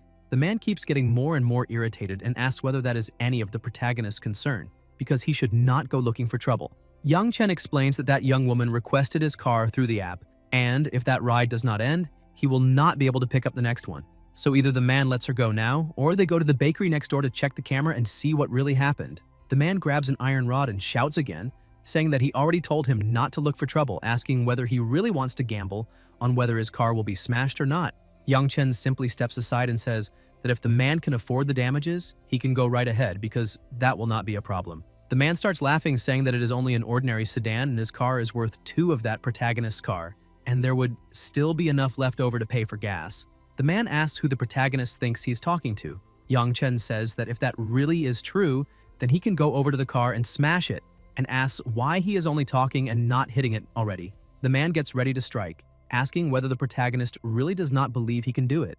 The girl tries to stop him, saying that he should not drag another person into that argument. But Yang Chen takes the girl's hand and pulls her into his arms, saying that she should not interfere because he already sent a few guys to prison, so he does not mind sending one more. The girl blushes a little and apologizes, saying that she caused a bit of trouble. Yang Chen tells her not to worry because she can look at this occasion as a way of ridding the world of a plague. He keeps provoking the man, asking if he has eaten and whether he needs some borrowed muscles to get the job done. The man walks over to the car, saying that if he does not smash that car today, he will not even be able to look at himself in the mirror. However, before hitting the car, he notices something and becomes surprised, thinking that he needs to be grateful for having such a sharp eye and seeing those letters. Otherwise, if he had hit the car, he would have lost more than 100,000. The protagonist is surprised and asks what he is looking at, telling him to hit the car. But the man drops the rod and starts changing his attitude, calling the protagonist friend and saying that this was only a misunderstanding, because apparently the wind knocked the shared bicycle over onto his car, and that has nothing to do with that young lady. So she can get in the car and leave, and he really would like to apologize for all of that. But the protagonist remains confused, asking what is wrong, because that guy said he would not be able to look at himself in the mirror if he did not smash that car. The man keeps smiling, saying that this is all his fault, and asks the young lady and the protagonist to get in the car, because they cannot stay there wasting too much time, since time is very precious. Yang Chen ends up agreeing with the man and asks the young lady to get into the car. As soon as they get into the car, she thanks the protagonist once again, saying that if it were not for him, she would have been in serious trouble. Yang Chen asks her not to mention it because it is all a matter of fate, since if she had not called his car, then he would have had no way to help her. The girl, still confused, asks why that idiot, who had been acting so arrogantly, suddenly became so polite to the protagonist. Yang Chen laughs and says that he does not know the reason, and that maybe it is because his conscience finally kicked in. A little later, they arrive at the destination, and the girl, very happy, asks what she should call the protagonist, saying that her name is Zhao Yun. The protagonist tells her not to worry about his name and asks her to go enjoy herself with her classmates. She says that if that is the case, then they can add each other on WeChat, and next time she needs a ride, she can contact him directly. The protagonist agrees to that and adds her. Right after that, he drives away in his car. He thinks that he is a little hungry now and needs to go eat something. He goes to a restaurant and calls the waitress over, saying that he would like to place an order. As soon as he sits down at the table, he receives a message and wonders whether that girl is trying to play with him. He asks the waitress to check the situation in private room 302 because he has a classmate who went in there and still has not come out. As soon as he looks to the side, he sees Hung Ji and two girls carrying Zhao Yun. So he thinks that the world is really small, and apparently the distress message she sent was not a joke. Zhao Yun was asking the two women to let her go because she wanted to go back to her dormitory. The girls say that they already know that, which is why they are taking her back to her dormitory. The protagonist kicks one of the benches, which goes flying toward Hung Ji. He gets irritated, saying that this is quite a coincidence, because he did not expect to run into the protagonist there. Yang Chen says that Hung Ji's father really is quite impressive, because he managed to get him out of jail very quickly. Heng Ji says that they had better stop playing games because such a small matter cannot do anything to him. He tells the protagonist to disappear, because he is not in the mood to play right now, and calls the girls to leave, but the protagonist tells him to stop right there. Yang Chen says that those two are probably excellent roommates, since they are planning to get that girl drunk and then throw her onto a man's bed. The girl tells the protagonist to stop talking nonsense and says that they are just a couple arguing after drinking, and asks what it has to do with him. Yang Chen shows the message he received, saying that if this is just a couple's quarrel, then why did Zhao Yun send him a message asking for help? The two girls are surprised, and Hung Ji tries to smooth things over, saying that he and Zhao Yun are dating, and tells the protagonist to stop inventing lies about crimes because he is already losing his patience. Yang Chen says that if that is the case, then there is no problem with him calling the police and letting doctors check whether that girl was drugged in some way. Hung Ji gets even more irritated and says that the protagonist is doing that on purpose, and now they are official enemies. He runs off, saying that the protagonist only needs to wait because he will end up in a world of misery. The two girls who were carrying Zhao Yun get scared and throw her aside, saying that it has nothing to do with them. Yang Chen catches her in his arms and starts calling her name. She, slightly drugged, asks the protagonist to take her away. Yang Chen asks the waitress to open a private room for him. The protagonist takes her into the room and lays her down on the sofa. She thanks him, saying that she was saved. Yang Chen asks what exactly happened between them. She says that her roommates, Wang Lan and Zhang Yafei, told her that they wanted to invite her to dinner. But when she got to the room and realized that Hung Ji was there too, she was about to leave, but he told her to drink a little juice first. As soon as she drank it, she started feeling dizzy and realized that something was wrong. The protagonist says that it is obvious the juice was tampered with and asks what she wants to do now. Zhao Yun shouts that the situation has already gone too far, and because of that, she cannot forgive it and wants to call the police. The protagonist agrees, saying that they cannot let criminals escape unpunished. A little while later, the police car arrives and Zhao Yun gets into it. Yang Chen thinks that this time, that idiot Hung Ji will be in real trouble. A little later, when he returns home, housekeeper Lan is standing there waiting for the protagonist. He gets out of the car and asks what she's doing there. Lan laughs and says that he finally came back, and explains that her young lady would like to invite him for a cup of tea, and asks whether that would be convenient. Yang Chen thanks her once again for the kindness and the invitation, but says that he is very tired and would like to rest a little earlier. However, he points out that he will be free tomorrow evening, and hopes that both she and her young lady can join him for dinner at his house. Lan agrees and says that she will prepare some dishes to bring to his house, and asks him to get some rest because she will not bother him anymore. As soon as Lan returns to her house, Yunong asks her what happened and whether she did not invite the protagonist. The housekeeper apologizes and says that he was very tired and wanted to go to sleep a little earlier. However, the protagonist invited the two of them to dinner tomorrow night. Yunong says that this was already expected because that boy is not an ordinary person, and everyone in the neighborhood is dying to visit her every day. But the protagonist is the only one she cannot even visit, and that makes her like the situation even more. So tomorrow night, she will find a chance to investigate that boy's true identity a little more. Meanwhile, at the protagonist's house, his phone rings. Zhao Yun explains that the police said that it was done by her roommate, Wang Lan, and since it did not cause any substantial harm, they only gave her a disciplinary warning. However, she points out that Hung Ji was clearly the mastermind, so she is frustrated that he managed to get away without punishment. The protagonist points out that this was already expected because there is not enough evidence. However, she needs to be careful from now on, and he himself will figure out a way to deal with that scoundrel. The next day, the protagonist picks up a couple again. As soon as they get into the car, he asks both of them to fasten their seatbelts. The man takes off his shoe and the smell is unbearable. The protagonist asks him to put his shoes on properly and stay safe, but the man says that he is exhausted and would like to sleep a little. It is just a shared ride, and asks since when there were rules like that. Yang Chen remains firm and says that if he does not want to put his shoes back on, then he must get out of the car immediately. The man gets a little upset about that and says that the protagonist is very bad at customer service, so he will receive a negative review. The woman sitting in the back seat also gets irritated, saying that the protagonist is deliberately looking for trouble because even if there is a smell, he could simply ignore it. A service worker complaining about a customer's stench. Is that some kind of joke? Yang Chen says that he is a ride-hailing driver, not a foot masseur, so he has no obligation to tolerate a bad smell. And the posture that guy is in is extremely dangerous. Either he puts on his shoes and they continue the trip to the destination, or they will get out now and call another car to go. The man continues acting arrogantly, placing his foot on the car's dashboard and asking what all the fuss is about because he is not getting out of the car, and if the protagonist is not going to drive, then they will wait there. Yang Chen gets out of the car and opens the passenger door, throwing the man out of the car. The woman screams that it is attempted murder and cries for help. Some people start approaching the car. The woman hugs the man and cries for help, saying that that driver is cursed and yanked her boyfriend's shoes off and threw him out while grabbing his throat. She asks everyone to judge the matter there, asking whether that is really how a ride-hailing driver should act. Yang Chen says that there is no problem because they can let everyone judge the case. Some people begin to smell the unpleasant odor, while the protagonist explains that that guy took off his shoes and stretched out his feet. So he asked his passenger to wear his shoes for safety, and he refused, and that is why he made the passenger get out of the car. The people who were smelling that irritating odor say that that passenger has no manners, but ride-sharing has become very competitive since the protagonist is driving a luxury car for shared rides, which means that that guy is probably a young master experiencing the real world. The passenger, a little confused, hears the people saying that it is a luxury car and walks closer, asking what kind of luxury car that is, because it looks very ordinary.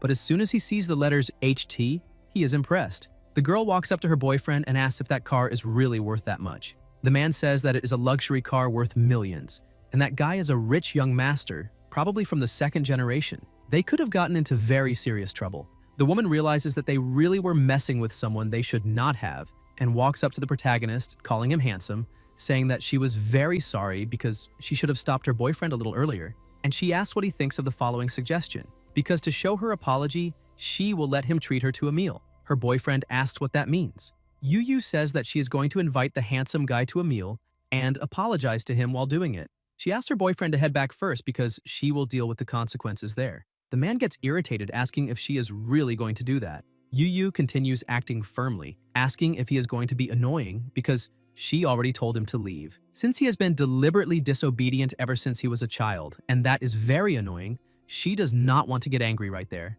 Yu had called that man her brother, and the protagonist walks up to her saying that if the two of them really are siblings, she could pull that shoe out of the car.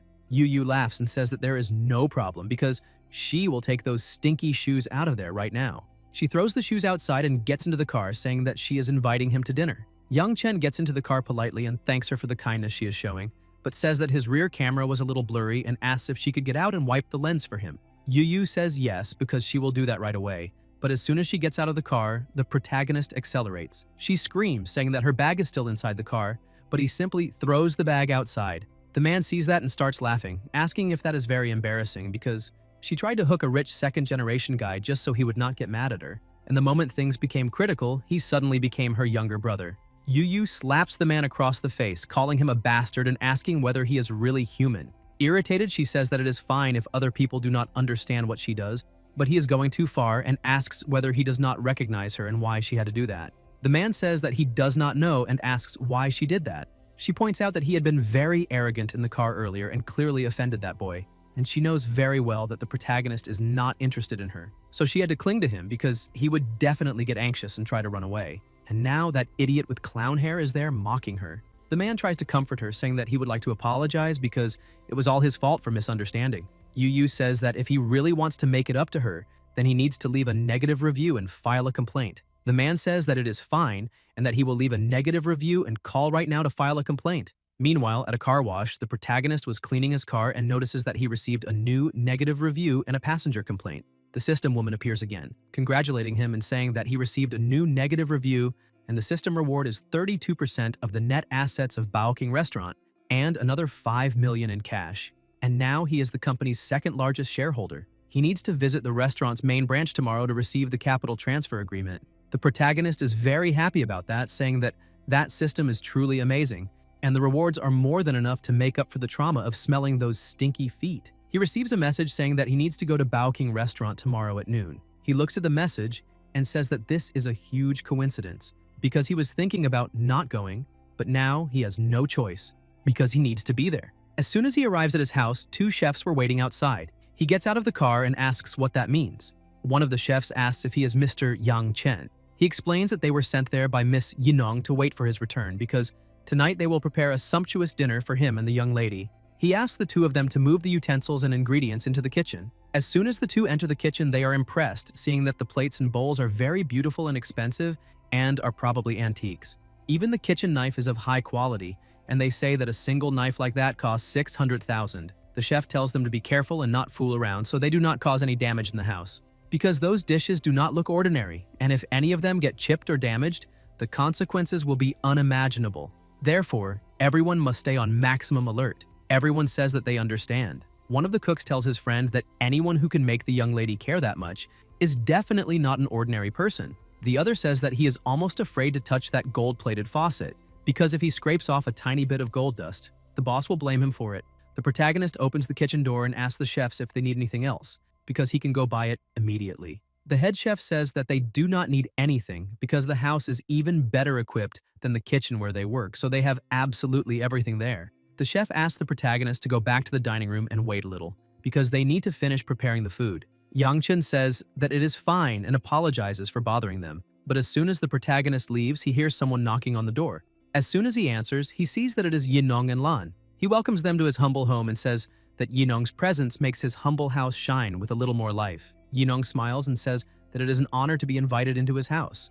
As soon as they enter, the protagonist says that he had assumed Lan would come over to make a few simple homemade dishes because he did not expect Miss Yinong to be so meticulous and bring her own chefs to cook. Yinong says that those are the chefs from her hotel, and she just borrowed them for a day, so he does not need to mind it because they often come to cook for her anyway. Yinong looks at the works of art on the wall and thinks that if all of that is genuine, it means that each painting or piece of calligraphy is worth anywhere from several million to tens of millions, and someone capable of such extravagance must come from a family with unimaginable wealth. Yang Chen pours some wine and asks Yinong to sit at the table. As soon as she sits down at the table, she asks the protagonist what he usually likes to eat, because she hopes those dishes are to his liking. Yang Chen says that, to be honest with her, he ate very well when he was a child, but later that changed. And to be fair, since he graduated from college, that is the best meal he has eaten. Yinong thinks that apparently the protagonist really does seem to be a wealthy second-generation heir from a mysterious family, which means that he grew up living in luxury but had to eat poorly when he started his training.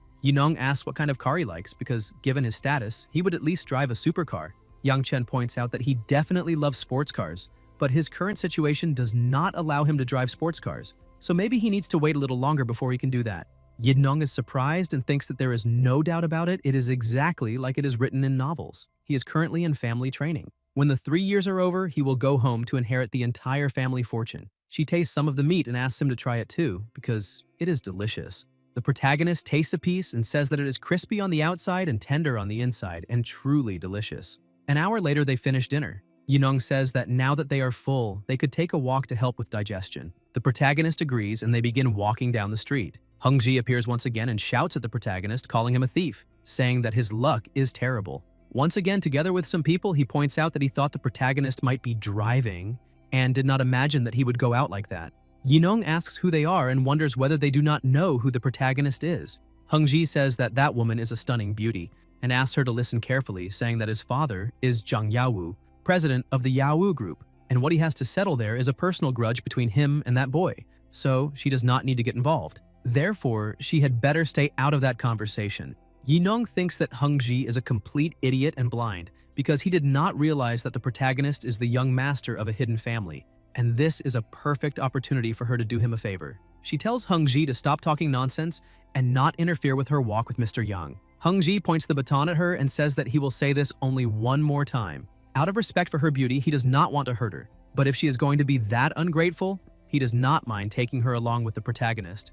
Yang Chen steps in front, saying that Hung Ji smashed his car and came after him to find him. But even if that had not happened, the protagonist would have gone after him anyway. Yang Chen points out that Hung Ji is acting very arrogantly, but all he really relies on is the Yawu group. If that company went bankrupt, he would have nothing to lean on. Hung Ji laughs and says that the protagonist is absolutely right, because he is relying on the fact that his father is the president of that group. And he asks who gave him so much confidence that he would curse the company right to his face. He orders his friends to grab the protagonist and beat him until he turns into pulp, and they cannot stop until he gives in. The boys begin running toward the protagonist, but Yang Chen finishes all of them off quickly without taking a single hit. Yinong is even more impressed, seeing that the protagonist is a wealthy, successful, handsome young man, a good fighter and protective, a true man. Yang Chen slowly walks toward Hung Ji, who starts trembling, telling him to stay back and asking what he is doing, because he is already warning him that if the protagonist dares to do anything to him, his father will not let him get away with it. Yang Chen slaps Hung Ji across the face and shouts, asking if he really thinks he's in any position to threaten him. Hung Ji starts crying and says that the protagonist is finished, because while he was growing up, not even his own father dared to hit him in the face. And on the other hand, the protagonist dared to touch his face. And now he is dead, because no one can save him. Yang Chen laughs and asks if that is really going to happen, and slaps him across the face again. Hung Ji begs the protagonist to stop hitting him, crying, and says that if he gets beaten to death, he will be finished. He kneels and begs for his life. Yang Chen tells him to get as far away as he can because he does not want to see his face anymore. Hung Ji's friends grab him and run away from there. Yinong smiles and says that she never expected the protagonist to be such a skilled martial artist. She asks if she could ask who his master is because she would love to visit him someday. Yang Chen thinks that he definitely cannot tell her that his skills came from a system. He smiles and says that it has been a very long time since he last saw his master, and he happened to mention that he was traveling, so he has not been able to get in touch with him since then. Yinong says that is a pity because if it is meant to be, she is sure the two of them will meet again. Besides, she would like to know how he intends to deal with the Yawu group. Yang Chen points out that he still cannot deal with them, but he believes it will not take long before he can teach those idiots a lesson. Yinong thinks that this probably means he is still in the middle of his training and has to wait until everything is over before he can use his family's influence to crush that mediocre group. If that is the case, then why not take that opportunity to do the protagonist a favor? Yinong smiles and says that the two of them had a wonderful conversation and dinner, and offers to take care of the Yawu group for him. Then he can consider it a gift for a friend, and she asks what he thinks about that situation. Yang Chen is surprised, but happy, saying that that will work as well, and assures her that it will not take long before he can repay this favor. Yinong laughs and says that there is no need to be so polite with her. Since they are friends, it is only fair that they can help each other. She points out that soon he will have the news of that group's collapse on his desk. Yang Chen says that it is very good to hear that and points out that he has just acquired 32% of the capital of Bao King Restaurant, and if she is free tomorrow, he would like to invite her to another meal. Yinong says that sounds very good and agrees, saying that she will have lunch with him tomorrow. Since it is getting very late, he should go back and get some rest. A little later, as soon as she enters her house, the housekeeper places her shoes on the floor. Lan asks if the conversation was fruitful. Yinong points out that now she is almost certain that that young man is a young master from an ancient martial arts family. She points out that the housekeeper did not see it, but he took down 12 people by himself in just 1 minute. In addition, there is one more thing. She orders the housekeeper to send a message immediately to investigate the dirt of the Yawu group.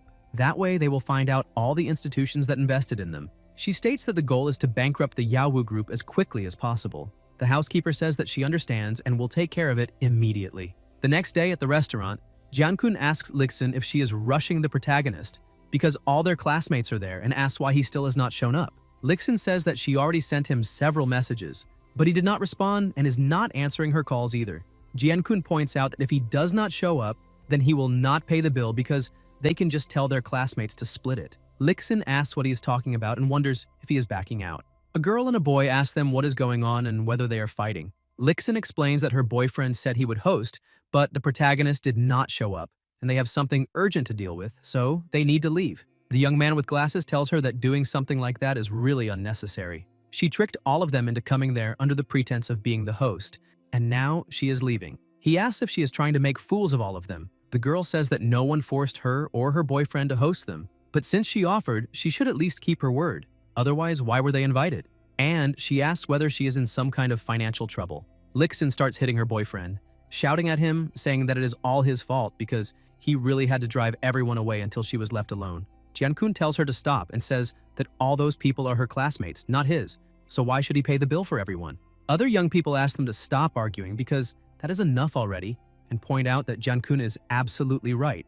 They point out that in fact they are not classmates, so he should not have attended that gathering anyway. And if he cannot pay, then forget it, because they are not short on money and one meal is not a problem.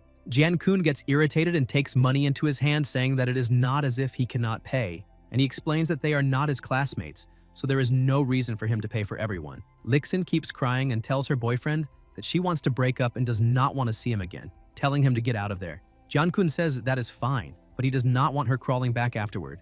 The other man says that it is fine and asks people not to let that guy ruin the mood and asks them to go back to eating. He tells the woman that even by splitting the bill, he can guarantee that she will not regret it, because the food at that restaurant called Baoking is excellent. The woman says that it really all looks very good, but it is so expensive that after that meal, she will have to eat dirt for an entire month. The young man with glasses asks Lixin whether she already ordered the food and whether she could say roughly how much it will cost. She points out that it is around 8,000 or more. The young man with glasses almost chokes to death, saying that at this rate he will not be eating dirt because he will not even be able to pay his phone bill. He points out that she needs to lend him some money because she caused all that mess, so it is not fair for her not to help anyone. Lixin gets a little embarrassed, saying that she also does not have any money because she is currently unemployed and that is her last meal. The man who had tried extortion laughs, asking whether they are really fighting over a mere 600 yuan per person, because if they really cannot pay that, he can lend them the money. And he points out that they need to pay him back as soon as they receive their next salary. The young man with glasses gets a little happier and tells Lixin that a man like Tao is much more reliable than that idiot named Jian-kun. Suddenly, the protagonist walks in and apologizes to everyone, because traffic was bad and he is a little late. Tao stands up and asks the protagonist if he has any idea what happened there, because since he was late, he did not see that Lixin and her boyfriend argued and ended up breaking up. A woman greets the protagonist and asks him to sit beside her because there is an empty seat. He thanks her very much because she was the class monitor they had back in school. The woman laughs, saying that there is no need to thank her, and asks him to try some because most of the food is already gone and everyone is there, so they can talk more deeply. Lixin asks how the protagonist could bear to leave her there back then and asks whether he does not owe her some explanation. Yang Chen picks up a glass of wine and says that everyone heard that recording and asks her why she is not wondering whether she owes him an explanation instead. Tao tells the protagonist not to be so angry because she probably just felt wronged and is venting. He points out that he already paid for that meal, so he does not need to pay. However, since he is there, he could show some courtesy and order a bottle of wine for everyone. But the class monitor says that if they want to drink, then they can buy it themselves, because that is the fairest thing. Tao tells the waitress to bring a good bottle of wine. She brings the bottle, and the young man with glasses is impressed, saying that he is a legend because he is treating everyone to a wine that costs more than 100,000 per bottle. In addition, he points out that someone like the protagonist could not pay for that, so why did he order such an expensive bottle? The red-haired woman asks the waitress whether she is sure about that and whether that wine can really be that expensive. She says that, in fact, those two bottles really are as expensive as the ones in the movies. They cost only 128,000 each. Tao gets a little confused and tells the waitress that none of them ordered that wine and asks why she is serving it to them. The waitress tells Lixin that, actually, her boyfriend ordered those two bottles before he left. Lixin says that she broke up with her boyfriend and will not pay for the wine he ordered. Tao thinks that nearly 260,000 for just two bottles of wine is far too expensive, and Lixin is not worth that much money. Yuan says that breaking up with her boyfriend is a private matter between her and her ex-boyfriend. However, the two of them went there and reserved that private room together, and they were the ones who decided on the menu. Trying to refuse now is not appropriate. The protagonist asks them to stop arguing and says that he will pay for the wine. The class instructor tells him to stop playing the hero and asks how many rides he would need to drive to make enough to pay for something that expensive. She asks the waitress to take the wine back because they do not want that wine anymore, and since she is in the room, she could speak with the manager to cancel it. Yuan explains that once the wine leaves the cabinet, it cannot be returned, and talking to the manager is useless. 2 minutes later, Zhu Chao, the restaurant manager, walks in angrily, asking what is going on there and who wants to return the wine. But as soon as he sees the protagonist, he thinks that he is the new shareholder who was mentioned in the company notice that morning. He quickly changes his attitude and calls Yang Chen sir, asking whether he is satisfied with the chef's craftsmanship. Everyone is stunned, and Lixin asks what is going on there and why the manager is being so polite to the protagonist. Yang Chen tells the manager that everything is going well, although the food is a little cold and the texture is not that pleasant. Xu Chao asks Yuan to go to the kitchen and tell them to fry a fresh batch immediately and bring 2 more bottles of that wine because they must make sure the protagonist is well taken care of. The class instructor becomes worried, saying that the manager has opened too many bottles and they have no way to pay that bill. Xu Chao laughs and says that the young lady must be joking and says that they cannot charge the bill when the protagonist is dining there because Yang Chen's presence in that place is the greatest honor they could ask for. So they are very happy to be able to serve him. Yang Chen tells the manager that he cannot say that because Tao had said that he was the one hosting everyone there, so he still needs to pay for the original meal. He asks the manager to forget the money for the wine because he will take care of everything and says that this is enough already, asking the manager to go back to what he was doing. Xu Chao says that he understands and points out that he truly hopes he can enjoy that meal very much. As soon as the manager leaves, everyone keeps staring at him, and the protagonist asks why they are staring since he is not that handsome and tells them to hurry up and eat. The class instructor asks the protagonist why the manager of Baoking restaurant is being so polite to him. The red-haired woman agrees, saying that it is as if the protagonist were his boss and he were just waiting for his orders, and asks what is going on. Yang Chen says that he thought Baoking restaurant had good prospects for the future, so he decided to buy shares. So it is natural for the manager to be polite to a shareholder. Tao stands up, confused, saying that Yang Chen drives a ride-hailing car, so how could he possibly have enough money to buy so many shares? Enough to make the manager treat him like a king. Yang Chen laughs and says that he simply has a good father and that this is the money he may have left behind. The young man with glasses asks if the protagonist really is a rich, second-generation heir and why he is driving a ride-hailing car. Because he could simply take that money and buy real estate and live off the rent. And that would be something a little more comfortable. Lixin realizes what she had done and tells the protagonist that she is truly sorry and was very ignorant before and asks him not to use this influence against her. Yang Chen smiles and tells her not to act like that because he prefers when she and her boyfriend were mocking him because she was so full of herself back then just for dating a manager. She keeps crying and apologizes, saying that she was really wrong, so she is apologizing to him and asks him not to be angry with her. Suddenly, they hear a noise from outside and the manager opens the door with Yankun all beaten up, telling the protagonist that someone brought some thugs to come after him. As soon as Yankun sees the protagonist, he speaks to him rudely and asks what kind of relationship the two of them have. Xu Chao slaps Jiankun again, asking if he is blind and questioning how he dares bring people to the restaurant to attack the company's second-largest shareholder. Jiankun thinks that the protagonist really is the second-largest shareholder. Now it is all over, and this time he has really hit a wall. He begs Lixin to ask the protagonist to forgive him and keep him out of danger, or they will beat him to death. Lixin says that all of this is his own fault because if he had not insisted on setting that banquet trap, she would not be in such a miserable situation. Yang Chen looks at the time and thinks that it is already 12:30, and he should go meet Yineng. He stands up and asks the manager to deal with it however he sees fit because he has other commitments and needs to leave now. Xu Chao says that he understands and asks the boss to go without worry because he will handle it properly. Yang Chen says goodbye to all his classmates, telling them to enjoy the meal because, besides the portion Tao is paying for, all the wine and extra food are on him. However, he has other commitments and needs to go, but if he can finish earlier, he will come back to keep everyone company. Xu Chao says that all of them are the protagonist's classmates, so they will be treated as VIPs there. He asks them to continue with the meal because he will not disturb them again. As soon as everything calms down, they stand there for a moment, and the class instructor says that it is fine, and they need to stop staring at the food and eat it while it is hot, because it is rare for their class to produce someone so rich, and everyone should be happy for the protagonist. The red-haired woman says that she never expected Yang Chen to be so rich, and she truly underestimated him. Lixin thinks that if she had known the protagonist's family was that rich, she should not have given up on him even if he had treated her like a dog back then. And now she needs to find a way to win him back, because she was born to be a rich housewife, and no one can stop that. A little later, he arrives at room 318, and when he opens the door, he finds her all dressed up. He points out that she really is stunning. Yineng points out that this is the first time she is going out with the protagonist, so she needs to take it seriously. Yang Chen says that hearing her say that makes him a little embarrassed, because he wore casual clothes since he was driving, and did not have time to go home and dress properly. But Yineng looks at him and says that he has a strong body and a handsome face, and even without dressing well, he is still a unique person. One of the chefs approaches and asks the protagonist whether they should serve the meal, and he tells them to go ahead. As soon as the meal is placed, Yineng is impressed, thinking that she did not expect the young lady to take it so seriously, because that meal costs more than 300,000. Suddenly his phone rings, and as soon as he looks, he sees that it is a message from Lixin, telling him to feel free to choose whatever he wants, because she will do her best to satisfy him, and they could watch a movie that night.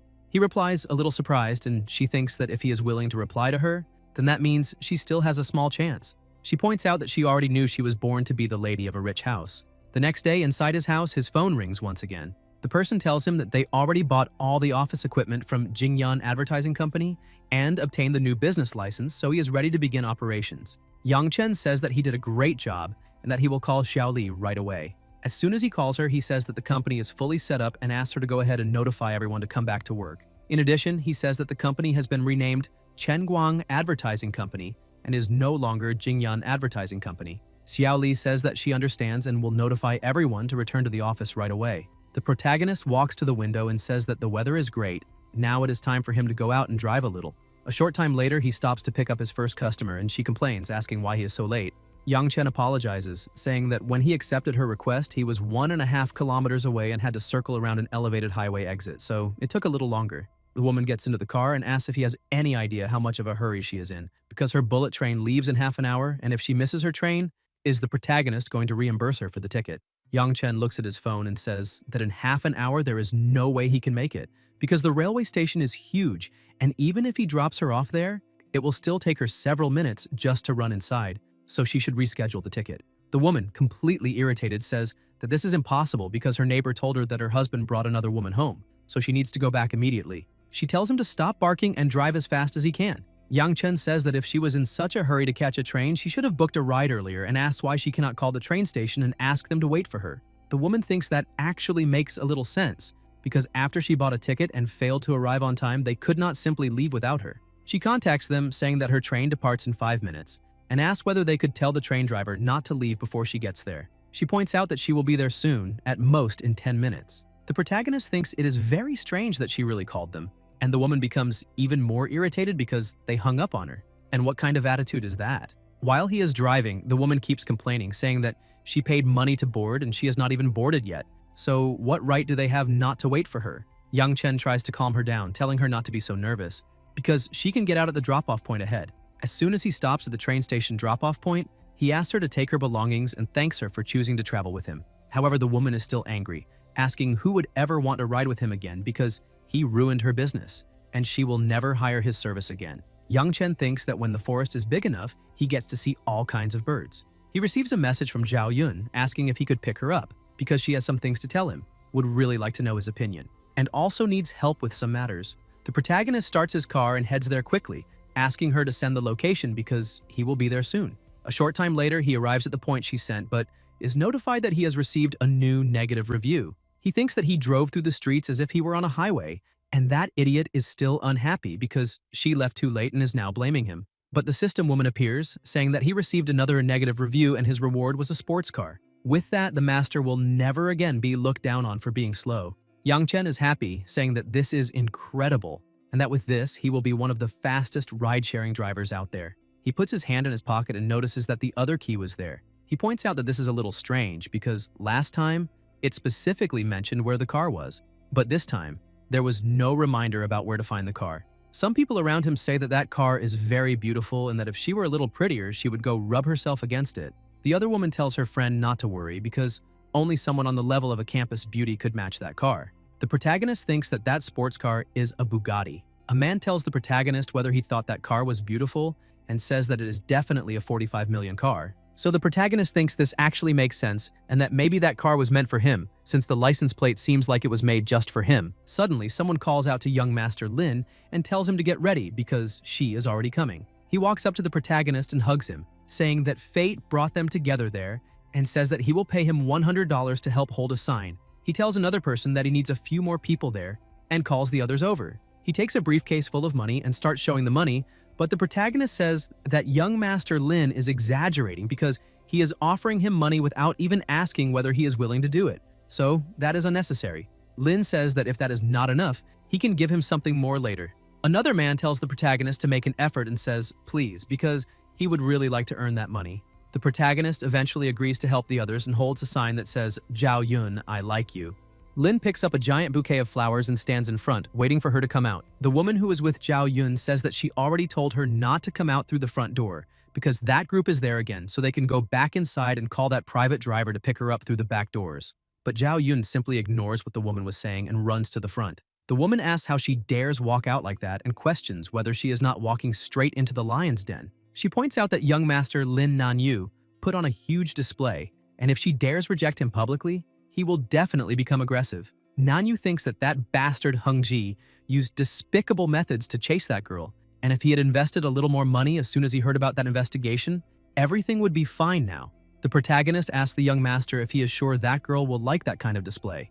Nanyu looks at him and says that apparently he does not understand, because there is not a girl in this world who can resist a man who drives a sports car. Zhao Yun simply ignores Nanyu and goes straight to the protagonist, asking why he is helping with that nonsense. The protagonist says that that guy gave him a few $100s to help hold that sign and he thought that would pay better than driving, so he stayed there. But he asked Zhao Yun not to talk to him now because that boy is confessing his feelings to her and she should talk to him. Nanyu, a little confused, asks if she already rode with him once, so they know each other. Nanyu looks down on the protagonist, saying that he is just a ride-hailing driver, and kneels in front of her, saying that he has liked her for a long time and because of that wants her to be his girlfriend. Zhao Yun asks him to stop doing that because they saw each other for the first time last week and now he says he likes her, which means his affection is really cheap. She asks whether he thinks she would believe him and says that she already told him to stop wasting time doing that because she wants nothing to do with him. Nanyu cannot believe it and asks whether she is really rejecting him. She says that is exactly right and points out that she is rejecting him in front of everyone because she does not like people like him. Nanyu cannot understand and asks whether she really does not like him and wonders if she is joking.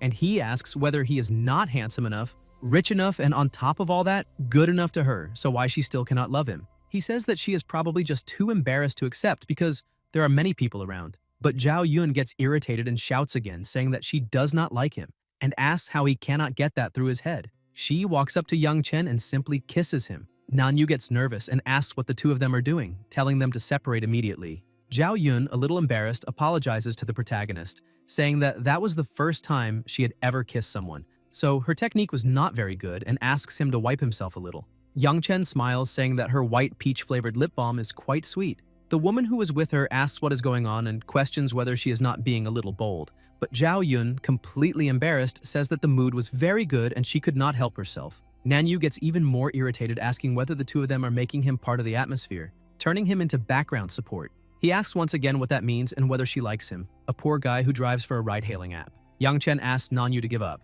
because he cannot see any path to success for him, so he does not need to waste any more time. Besides, he points out that he needs to take her to dinner, so they will finish playing later.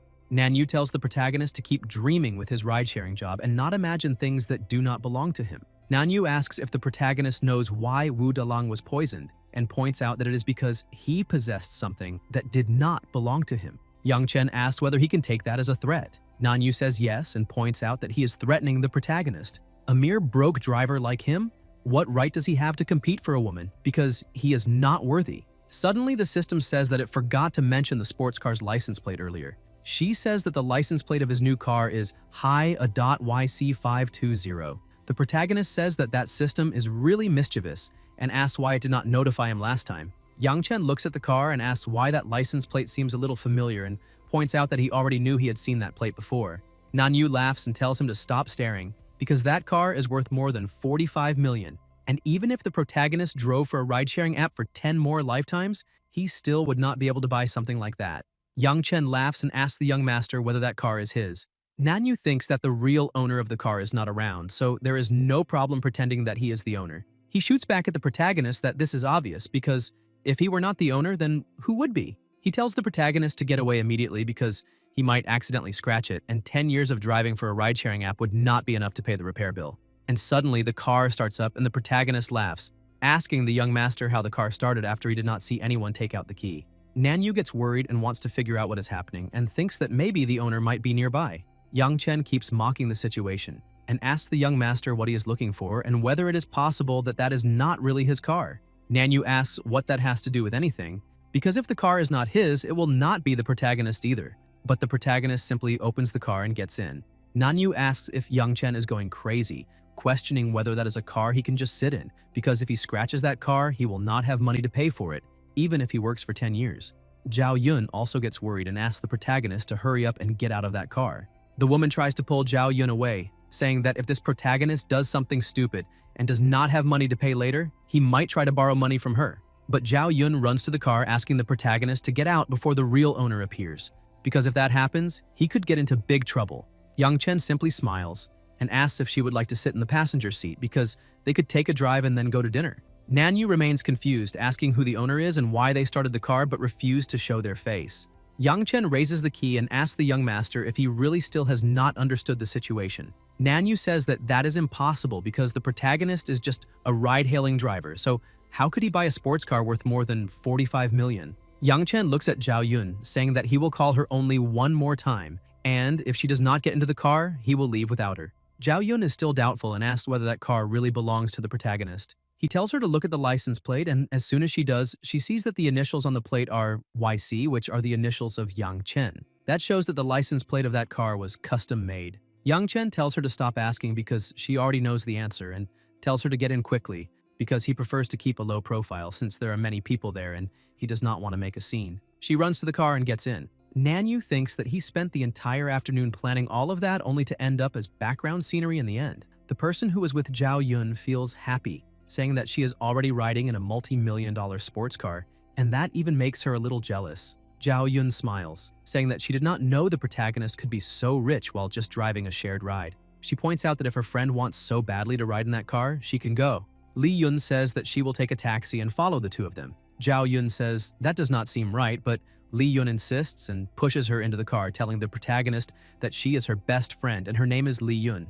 and asks if he could take her first so she can feel what it is like to ride in that car because they will all meet for dinner because of her. Li Yun gets into the car and says that she could take a taxi if necessary, but the protagonist thinks that Zhao Yun is too naive because a few days ago she was targeted in a scheme by her roommates, and now she is treating another roommate as a best friend. Yang Chen presses the button and releases Li Yun's seatbelt, saying that the two of them can share the taxi and he will go straight to the restaurant branch and wait for them there. Li Yun is a little surprised, but says that it is fine and gets out of the car. Li Yun apologizes to Zhao Yun because she did not know it would be like that, and now she also cannot ride in the car. Nanyu starts mocking again, saying that the protagonist did not even put her in his eyes and told her to take a taxi to follow them, and asks what she will do now, calling her a gold digger. Zhao Yun asks what it matters whether she is a gold digger or not because at least there is gold for her to dig. She asks whether it is worth mentioning the trash he did in front of that car. He is left speechless and she calls a taxi to leave. Nanyu keeps thinking that that car probably does not belong to the protagonist and that he might just be a designated driver. He calls his sister and asks her to check whether there is a person named Yang Chen in Haicheng who drives a sports car. She says that she checked the purchase records and there is no Yang Chen showing up there because there are only 3 cars in the whole city and none of them are under that name. Nanyu gets irritated, saying that he already knew it and that the initials on the car plate are actually Yu Cheng. His sister asks who that guy is and whether he did something to intimidate him. She points out that she is at the restaurant handling some business and asks where her brother is because she will meet him as soon as she is done. Nanyu says that is great because the protagonist went to the restaurant to eat as well and he is already heading there to meet him. As soon as Zhao Yun and her friend arrive at the restaurant, Nanyu is already outside saying that a poor taxi cannot keep up with his sports car and mocking her again, saying that she made that whole crawling gesture and still got no result. Zhao Yun sends a message to the protagonist saying that they have already arrived and asking where he is. Nanyu asks if the protagonist did not tell her the private room number and asks if she wants help finding him. Zhao Yun gets irritated, asking if he's not going to stop being so annoying because she already rejected him in front of everyone. She points out that he is just a rich boy and acting like that is simply pathetic. Suddenly, a woman appears saying that she has a very big mouth and would really like to see what kind of heavenly beauty dares to look down on her younger brother like that.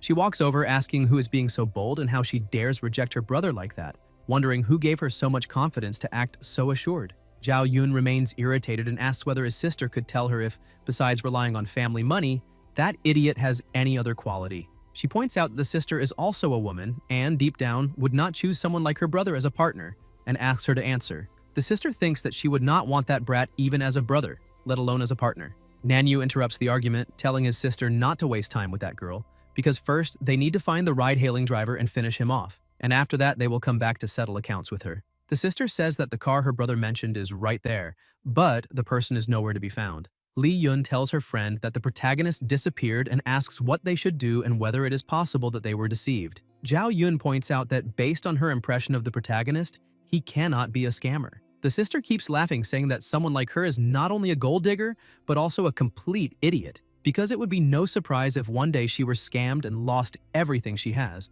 Zhao Yun says that her body is hers and her money is also hers, and she can give them to whoever she wants, and it will not be to that filthy brother of hers.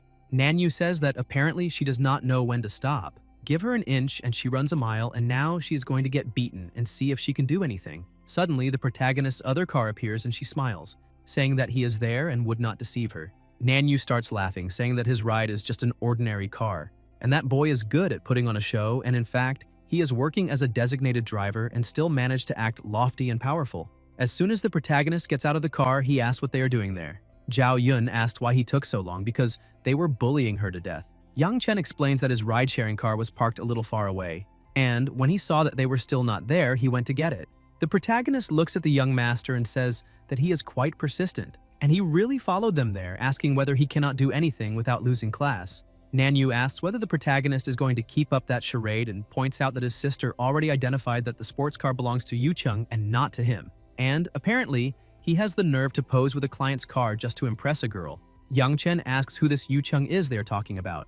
The sister tells the protagonist that he is working as both a ride-hailing driver and a designated driver, and it seems that he is really desperate for money. She orders him to apologize to her brother immediately, and that way she will let him leave safely and will even give him a job opportunity. Yang Chen laughs and tells her to forget it, because he does not want to work for someone with intentions as twisted as theirs, because she intentionally raised her own brother to be a loser, so that the family business would go to her instead of him. She gets irritated, saying that that is not true, and asks the protagonist to stop sowing discord between the siblings. She orders the security guards to teach that boy a lesson, but another person arrives and tells them to stop that at once, because he would like to see who dares lay a finger on the protagonist. The man calls Yang Chen sir and asks if he is alright and whether he was hurt. Yang Chen says that he is fine, but would like to know who that man is. Wang Yunhui introduces himself, saying that he is the manager of the restaurant lobby. The waiter from private room number 308 said that the protagonist had reserved dinner, so he came over to greet him. Nanyu and his sister were asking why the restaurant manager, such a prestigious man, was being so polite to the protagonist. Yunhui says that if Yang Chen had been hurt under his supervision, how would he explain that to his boss? The sister asks the manager who the protagonist is and why he is being so polite. Yunhui says that this is Mr. Yang, the newly appointed second-largest shareholder of the restaurant group, and she was just about to do something to him. Zhao Yun is impressed and asks if he really is the second-largest shareholder of that restaurant called Bao King. Then that means that sports car really is his. Yang Chen says yes and points out that with his status, he would not need to drive for someone else. Zhao Yun says that the initials on that plate clearly stand for the protagonist's initials, and since they insisted it belonged to some Yu Chung, then they might as well say that it is a short way of calling the two of them stupid. The sister says that the manager is probably mistaken, because that boy is only a ride-hailing driver, so how could he possibly be the second-largest shareholder of the restaurant group? Yunhui asks if she really thinks everyone is as blind as she is and unable to see what is in front of them. He asks whether she thinks the true heirs of powerful families are all like that idiot brother of hers, doing absolutely nothing all day long. And apparently she should give up on speaking with Director Lee of the university because they are. Nanyu was furious about the situation, saying that his sister did not treat him like a brother and only cared about some agreement. She walked over to him and asked what he was muttering about by himself. Nanyu picked up a brick and headed toward the protagonist's car. His sister grew worried and told him to calm down and not act impulsively, because he could not win that fight. She ordered the guards to go over to her brother and take the brick out of his hand. Zhao Yun grew worried and told the protagonist that the guy was going to destroy his car, but the protagonist said it was fine. If Nanyu did that, he had the money to pay for everything he destroyed. But Nanyu walked right past it and began smashing his own car instead. His sister grew worried and asked what he was doing and why he had destroyed his own car. Nanyu shouted for the security guards to let him go and made a phone call saying that he was the legitimate heir of the Lin family and that from that moment on, he was saying goodbye to his free life and would focus completely on the family business. After that, he looked at his sister and thanked her for all the contributions she had made to the family over the years. Because of that, he promised never to mistreat her in the future. Yang Chen was happy with that change and applauded, saying that it looked like he had finally had a great awakening. Nanyu also apologized to the protagonist, saying that he hated him from the bottom of his heart, but still needed to thank him. And if he ever needed anything in the future, he only had to say the word because he owed him one. Yang Chen told him not to worry and said that if he ever needed anything one day, they could have that conversation later. His sister went over to the protagonist angrily, saying that he had ruined all her plans. Yang Chen pointed out that what she had just said made no sense at all because many people were watching. Because of that, he could prove that he had done absolutely nothing to ruin her. but he decided to let it go and called the two girls to go upstairs and have dinner. A short while later, inside the private room, Lee-yoon grew worried, saying that Nanyu had destroyed his own car and asked if it was possible that he might go crazy again and end up destroying the protagonist's car too. Young-chen thought that was unlikely to happen, because if he had really wanted to destroy it, he would have done it right then and there. He noticed that Zhao Yun was not eating and asked if the food was not to her liking, because if she did not like it, she could just order anything else she wanted. That dinner was his gift to her, so she could eat and drink as much as she wanted. Zhao Yun explained that it was not exactly that, because the reason she had called him there was to talk about something else. The protagonist asked what it was and told her to explain. Zhao Yun explained that in the previous incident at the restaurant, 2 of her roommates had been detained, and their families and teachers hoped that she could give the 2 of them a second chance, but she did not know what to do. Lee-yoon told her friend that from her point of view, that matter definitely had to be investigated because she had advised Zhao Yun many times, but she simply could not make up her mind. The protagonist told Zhao Yun that she should tell the 2 of them to confess that Hung Ji was the mastermind behind all of it, and then she would not hold them responsible. Otherwise, they would continue being pursued, because if she did not bring that guy to justice, he might keep trying to harass her in the future. Zhao Yun agreed, saying that she wanted that scumbag to go to prison too. However, her 2 roommates refused to testify against him, since his father was the head of the Yawu group, so they did not dare offend him. Young Chen poured a glass of wine, saying that it did not matter, and simply asked her to do exactly what he had just said. She needed to make her condition very clear to them. That alone would already be considered kind enough to them. As for the Yawu group, there was no need for her to worry too much about them. They did not have much time left to live anyway. Zhao Yun became happy and convinced, saying that she would do exactly as the protagonist had told her. Yang Chen said that now that they had finished eating, they could go to the movies. Lee-yoon quickly became excited and agreed, saying that they really should do that.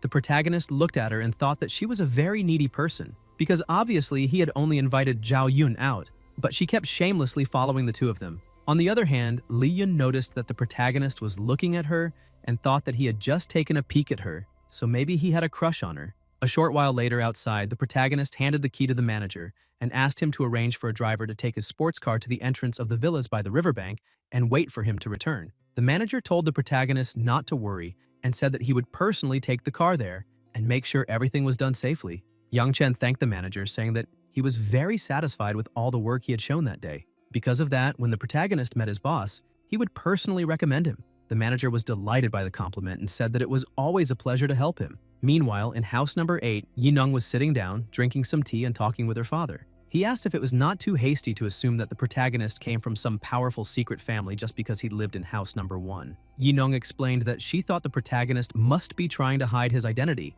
That was why he was keeping such a low profile. Her father said that they currently held 4.9% of the shares of the Yawu group and were only waiting for the IPO to cash out. However, he did not think it would be wise to crucify the Yawu group for an unknown young man. At least until they confirmed his identity, they had to act cautiously. Suddenly, someone knocked on the door and she told them to come in. Lan greeted the 2 of them and said that the protagonist had just come back and bought another sports car. Yi-nung was surprised and asked what brand the sports car was. Her housekeeper said that she had been too far away, so she had not been able to see clearly what brand it was. Yi-nung told her father to pay attention to how the protagonist spent money, as if there were no limits. So how could he possibly be an ordinary person? Because even if it were her father probably would not let her spend money like that. She had an idea and said that she would take a gift over to see what kind of sports car Yang Chen had bought, because if it was worth millions, he was definitely an ultra-rich second-generation heir without a doubt. Her father agreed, saying that it was an excellent plan and told her to go ahead with it. Meanwhile, inside his house, the protagonist was looking at the news on his phone and noticed that his passenger from the morning was being arrested, shouting that she had bought a train ticket, so they had taken her money, and therefore, they should provide a service. They should not leave with the train until she was inside it. The protagonist looked at that and said that anyone with a wife like that would be extremely impressive if he did not cheat on her or run away from something like that. Suddenly, the system appeared to him, saying that it had just detected that the host had received another bad review and received a critical bonus.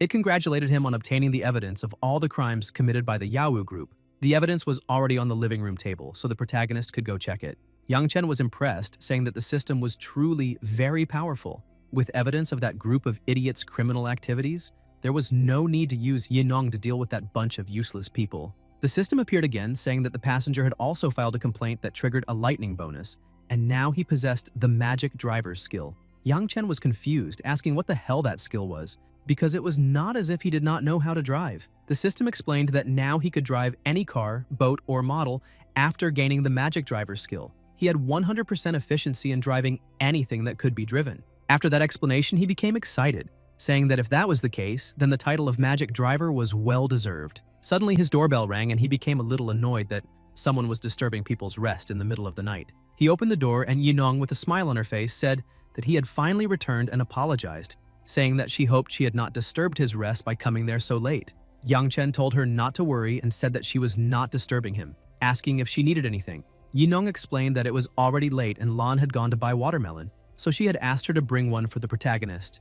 Yang Chen thanked her, saying that she was very kind, and asked her to come in and sit down.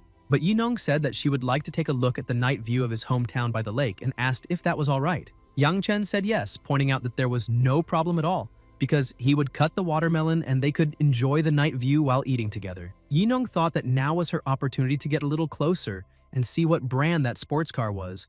As soon as she approached, she was impressed, because she realized it was a car worth nearly $50 million. On top of that, the car had a custom license plate, which made it even more extravagant. Yang Chen came back and said that the watermelon was already cut and ready to serve. He took her under a canopy, asking her to sit down and enjoy the night view while eating. She thanked him for his kindness and praised his new car, saying that it really was very beautiful. Yang Chen thanked her and said that if she wanted, she could take it for a ride and have some fun. Yinong laughed and said it was better not to, because her driving skills were terrible. However, she had a question and asked why the protagonist was still driving for a transportation service, since he could easily acquire shares and buy extremely expensive items. Besides, she said that if he felt a little uncomfortable with that question, he did not have to answer. Yang Chen explained that driving for a transportation service allowed him to meet all kinds of people in his life, and that was a form of personal growth and experience for him. His current mindset was not suitable for managing a company, so he needed to work on developing his mindset before considering that again. He picked up an envelope full of documents and asked if she could take a look at it. She took it and said yes, asking what it was about. But as soon as she looked, she was impressed, thinking that the protagonist had managed to gather a lot of evidence of the Yahoo Corporation's illegal activities. And that was definitely not something an ordinary person could achieve. So what kind of family had he really come from? And how could he be so amazing and influential that he could obtain such documents? She began praising him, saying that he truly was impressive because he had managed to investigate his enemies so deeply in such a short time, and asked how he had managed to do it. Yang Chen simply said that he had his own methods, but he was not free to reveal them, at least not right away. In addition, he emphasized that now that he had all the evidence in his hands, he would not give the Yahoo Corporation any chance of survival. Still impressed, she pointed out that she had also asked someone to investigate all the dirty business of that corporation, but they had not come anywhere close to what the protagonist had achieved, much less with the same speed. And now that they had all the evidence, she would expose them immediately and make the corporation collapse. Yang Chen pointed out that it was true and that he only wanted to make Zhang Yaowu and Zhang Hengji, both father and son, feel humiliated. And if the price for that was the entire corporation collapsing, he really did not care. Yinong said that she understood and promised to take care of it as quickly as possible. In that case, she would no longer bother him and needed to go back home. The protagonist thanked her once again for all the help she was providing him. A short while later, she returned to her house and said that fortunately, she had managed to find Yang Chen at his house and asked her father to take a look at what he had obtained. As soon as her father looked at it, he asked where she had gotten all of that. Yinong explained that the protagonist had given it to her and asked for her help in dealing with the entire corporation. In just one night, he had managed to obtain all the evidence of their illegal activities, and there had to be a very powerful family supporting him from behind. In addition, she had also just seen his new sports car, and that car was worth something close to $45 to $50 million. Her father was extremely surprised to discover the value of the car because that was truly extravagant. Yinong said that was exactly right. In addition, she pointed out that the protagonist had also said that as long as Zhang Yaowu and Zhang Hengji were punished, he did not care if the entire corporation collapsed along with them. She asked her father if he also thought the protagonist knew that they owned a 4.9% stake in the corporation and had intentionally handed those documents to her so she could get off the boat before it sank. Her father agreed, saying that tomorrow morning, first thing, he would find someone to sell their entire stake in that corporation. And since the protagonist wanted to keep a low profile, she should also avoid deliberately getting too close to him in the future and maintain an appropriate distance. The next day, a woman called the protagonist and he asked who it was. She said that she had a job interview in the afternoon and that in the morning, she wanted to buy a nice set of professional clothes. Because of that, she wanted to know if it was possible to reserve his car for the entire day to pick her up and drop her off. Yang Chen said that it was fine and that, since they were former classmates, he would give her a 500 yuan discount. She agreed and said that there was no problem and that she would soon send him the address so he could pick her up. A short while later, he went to the address and his former classmate waved her hand. As soon as they got into the car, his classmate said that she would like to introduce her cousin, named Hui Hui, who was accompanying her while shopping. Yang Chen greeted her, saying that it was a pleasure to meet her. A short while later, they arrived at a store and the protagonist asked if they were at the right address. They said yes. He told the two of them to go in and do their shopping because he would wait outside. His former classmate asked why he wanted to wait outside in that heat and told him to come in with them, because that way she could also use any advice he might give. He ended up agreeing, but explained that he was straight, so he did not understand much about clothes. His friend said that was fine and insisted that he join them, since the opinions of straight men were basically the majority of men's opinions. As soon as they entered the store, the receptionist greeted the two of them. But as soon as the protagonist heard her voice, he thought it sounded very familiar, and when he got closer, he realized that it was Wang Jiayi. She was also surprised to see the protagonist and asked how he had managed to find that place and whether it was possible that he was there because of her. Hui Hui noticed that the atmosphere had become a little strange and asked what was going on and whether the two of them knew each other. Jiayi said that they did not know each other, but explained that it had been a long time since she had seen such a handsome man, so she had become a little distracted. She asked if the protagonist was either of the two girls' boyfriend. Hui Hui explained that he was just her cousin's college classmate and a ride-hailing driver, because she had sent her car in for maintenance, so she had rented his car for an entire day. They entered the store saying that they would look around on their own for now and that they would call her if they needed anything. Yali called Jiayi and she went over, asking how those clothes looked after she tried them on. Yali threw the clothes in her face and apologized, saying that it had not been intentional. Jiayi simply accepted it and smiled, saying that it was fine, and asked what she thought of those other clothes because they might be very good. Yali continued acting arrogantly, saying that they did not fit because she was pregnant and preferred something a little looser. However, loose clothes made her look very fat. Because of that, she wanted to see the dress she had tried on at first and try it on again. Jiayi grew irritated, thinking that the woman had already tried on almost 20 outfits and now wanted to try the first one again. The other saleswomen asked what kind of show-off behavior that was, because it was not just because she was dating a rich second-generation guy that she needed to flaunt it like that. Another said that the way her boyfriend had looked at Jiayi earlier had already made it clear that she had something in mind, and now she could see that Yali was tormenting Jiayi on purpose.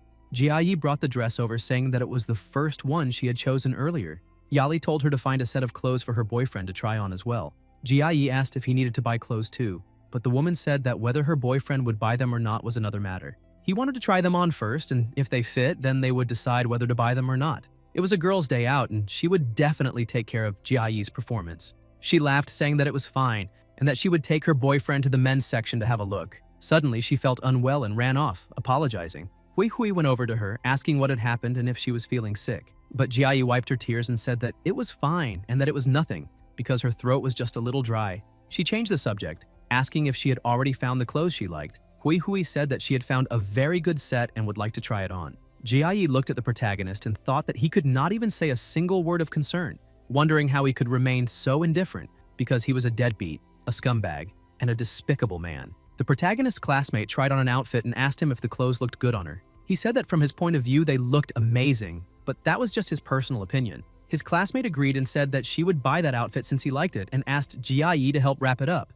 Jiayi said that it was fine, but commented that it looked like the two of them had more than just a classmate relationship. The protagonist's former classmate explained that it was nothing like that because she did not have male friends, so she had asked him to give an opinion to help her. Hui Hui also tried on her clothes and asked the protagonist what he thought of them. Yang Chen felt a little uncomfortable and pointed out that he had already said he had a straight man's opinion, so he did not really like that unisex style. Hui Hui said that since he was already there, he might as well buy something to support Jiayi's business. The protagonist agreed and asked to be introduced to Miss Jiayi. She called the protagonist, telling him to follow her, because the men's clothing section was on the second floor. As soon as they reached the second floor, he asked why she had felt nauseous earlier and whether she was sick. Jiayi put on a worried expression, saying that she was pregnant and that the child was the protagonist. He became even more surprised.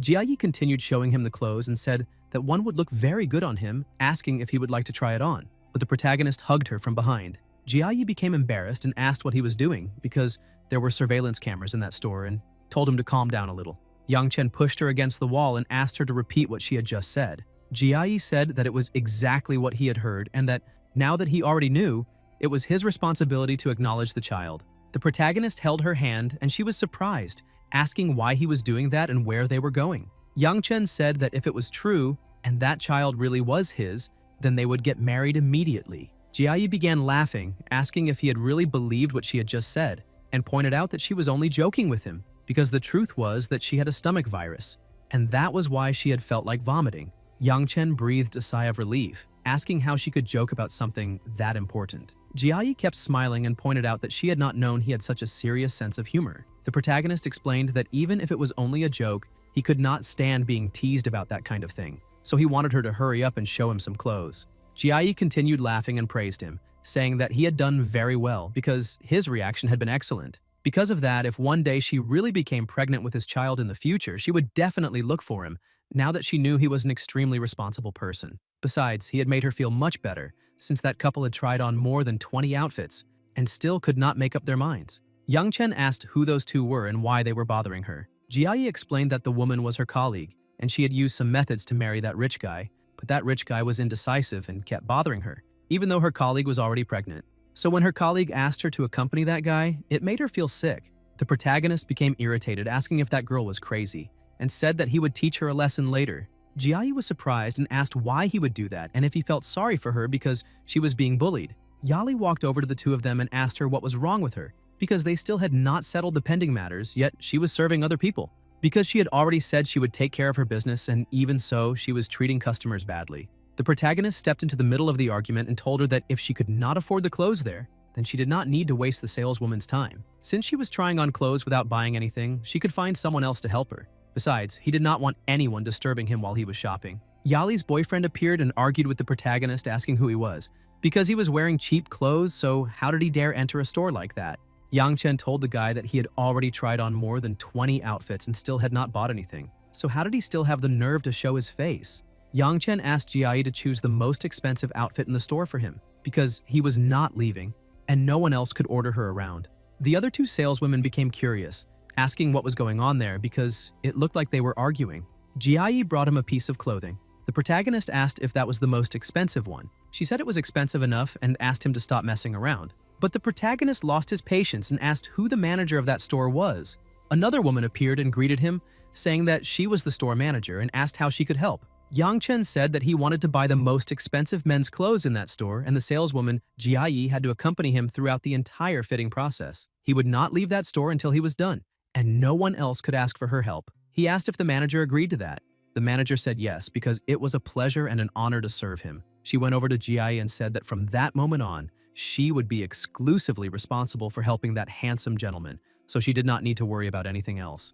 Yali shouted, asking what the point of that was because they had arrived first, so how could she go help someone else? Her boyfriend said that they were intentionally teaming up against the two of them to create trouble. The protagonist asked what trouble he was creating because they had tried on more than 20 pieces of clothing and had not bought a single one, which clearly showed that they could not afford them. And if they could not afford them, then why did they need to waste time when there were other customers inside that store? The girl's boyfriend said that the protagonist was just a poor dog playing tricks, because the clothes were worth tens of thousands. So how could he not afford them? He simply had not found anything suitable for himself. Yali asked Jiayi to pack up all the clothes she had tried on earlier, because if she did not buy something today, people would really think she could not afford those clothes. Her boyfriend became worried because the price of 20 outfits would be approximately 160,000. Because he had only been joking and that idiotic woman had taken everything seriously. He asked his wife if she did not already have a lot of things at home. So why did she want to buy so much? Yali became irritated, asking what the problem was and whether he did not want to buy things for her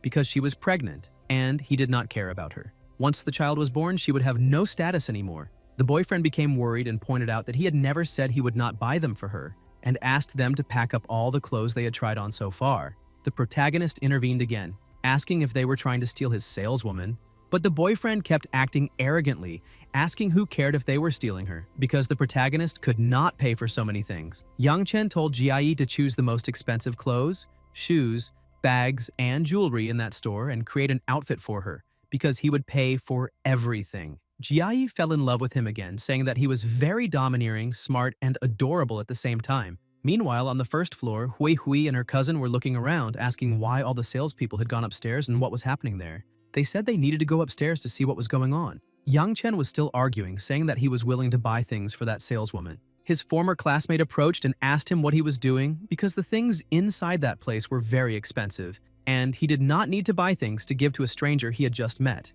Hui Hui told her cousin to stop being stupid, asking if she really believed that the two of them did not know each other. The boyfriend kept insisting that the protagonist was pretending and told him to stop, saying that a ride-hailing driver could not afford bags as expensive as that one. He asked Jie to get the 328,000 bag they had seen last time because he would buy it now. Jie brought the bag to Yali and said that she was very lucky because her boyfriend was truly willing to spend a lot of money on her.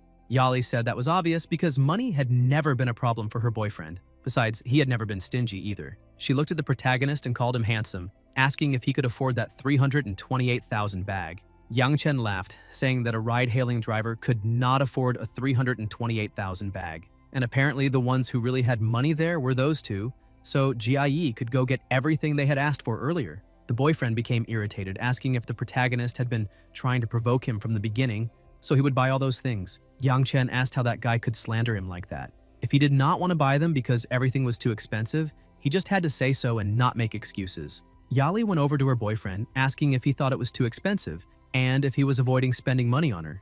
Jo-jun explained that the issue was not whether it was expensive or not, but that it was clearly a trap they had created, and apparently she had not realized it.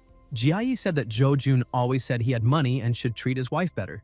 Jo-jun shouted at her not to try to sow discord there, and asked if she believed he really would not hit her just because she was a woman. The protagonist grabbed his hand and began lifting him by the throat, asking what kind of man he was to bully and try to hit a woman. Because if Jo-jun really wanted to fight, then he would accompany him. Jo-jun became frightened and told the protagonist to let him go, or he would make sure he could no longer survive in that city.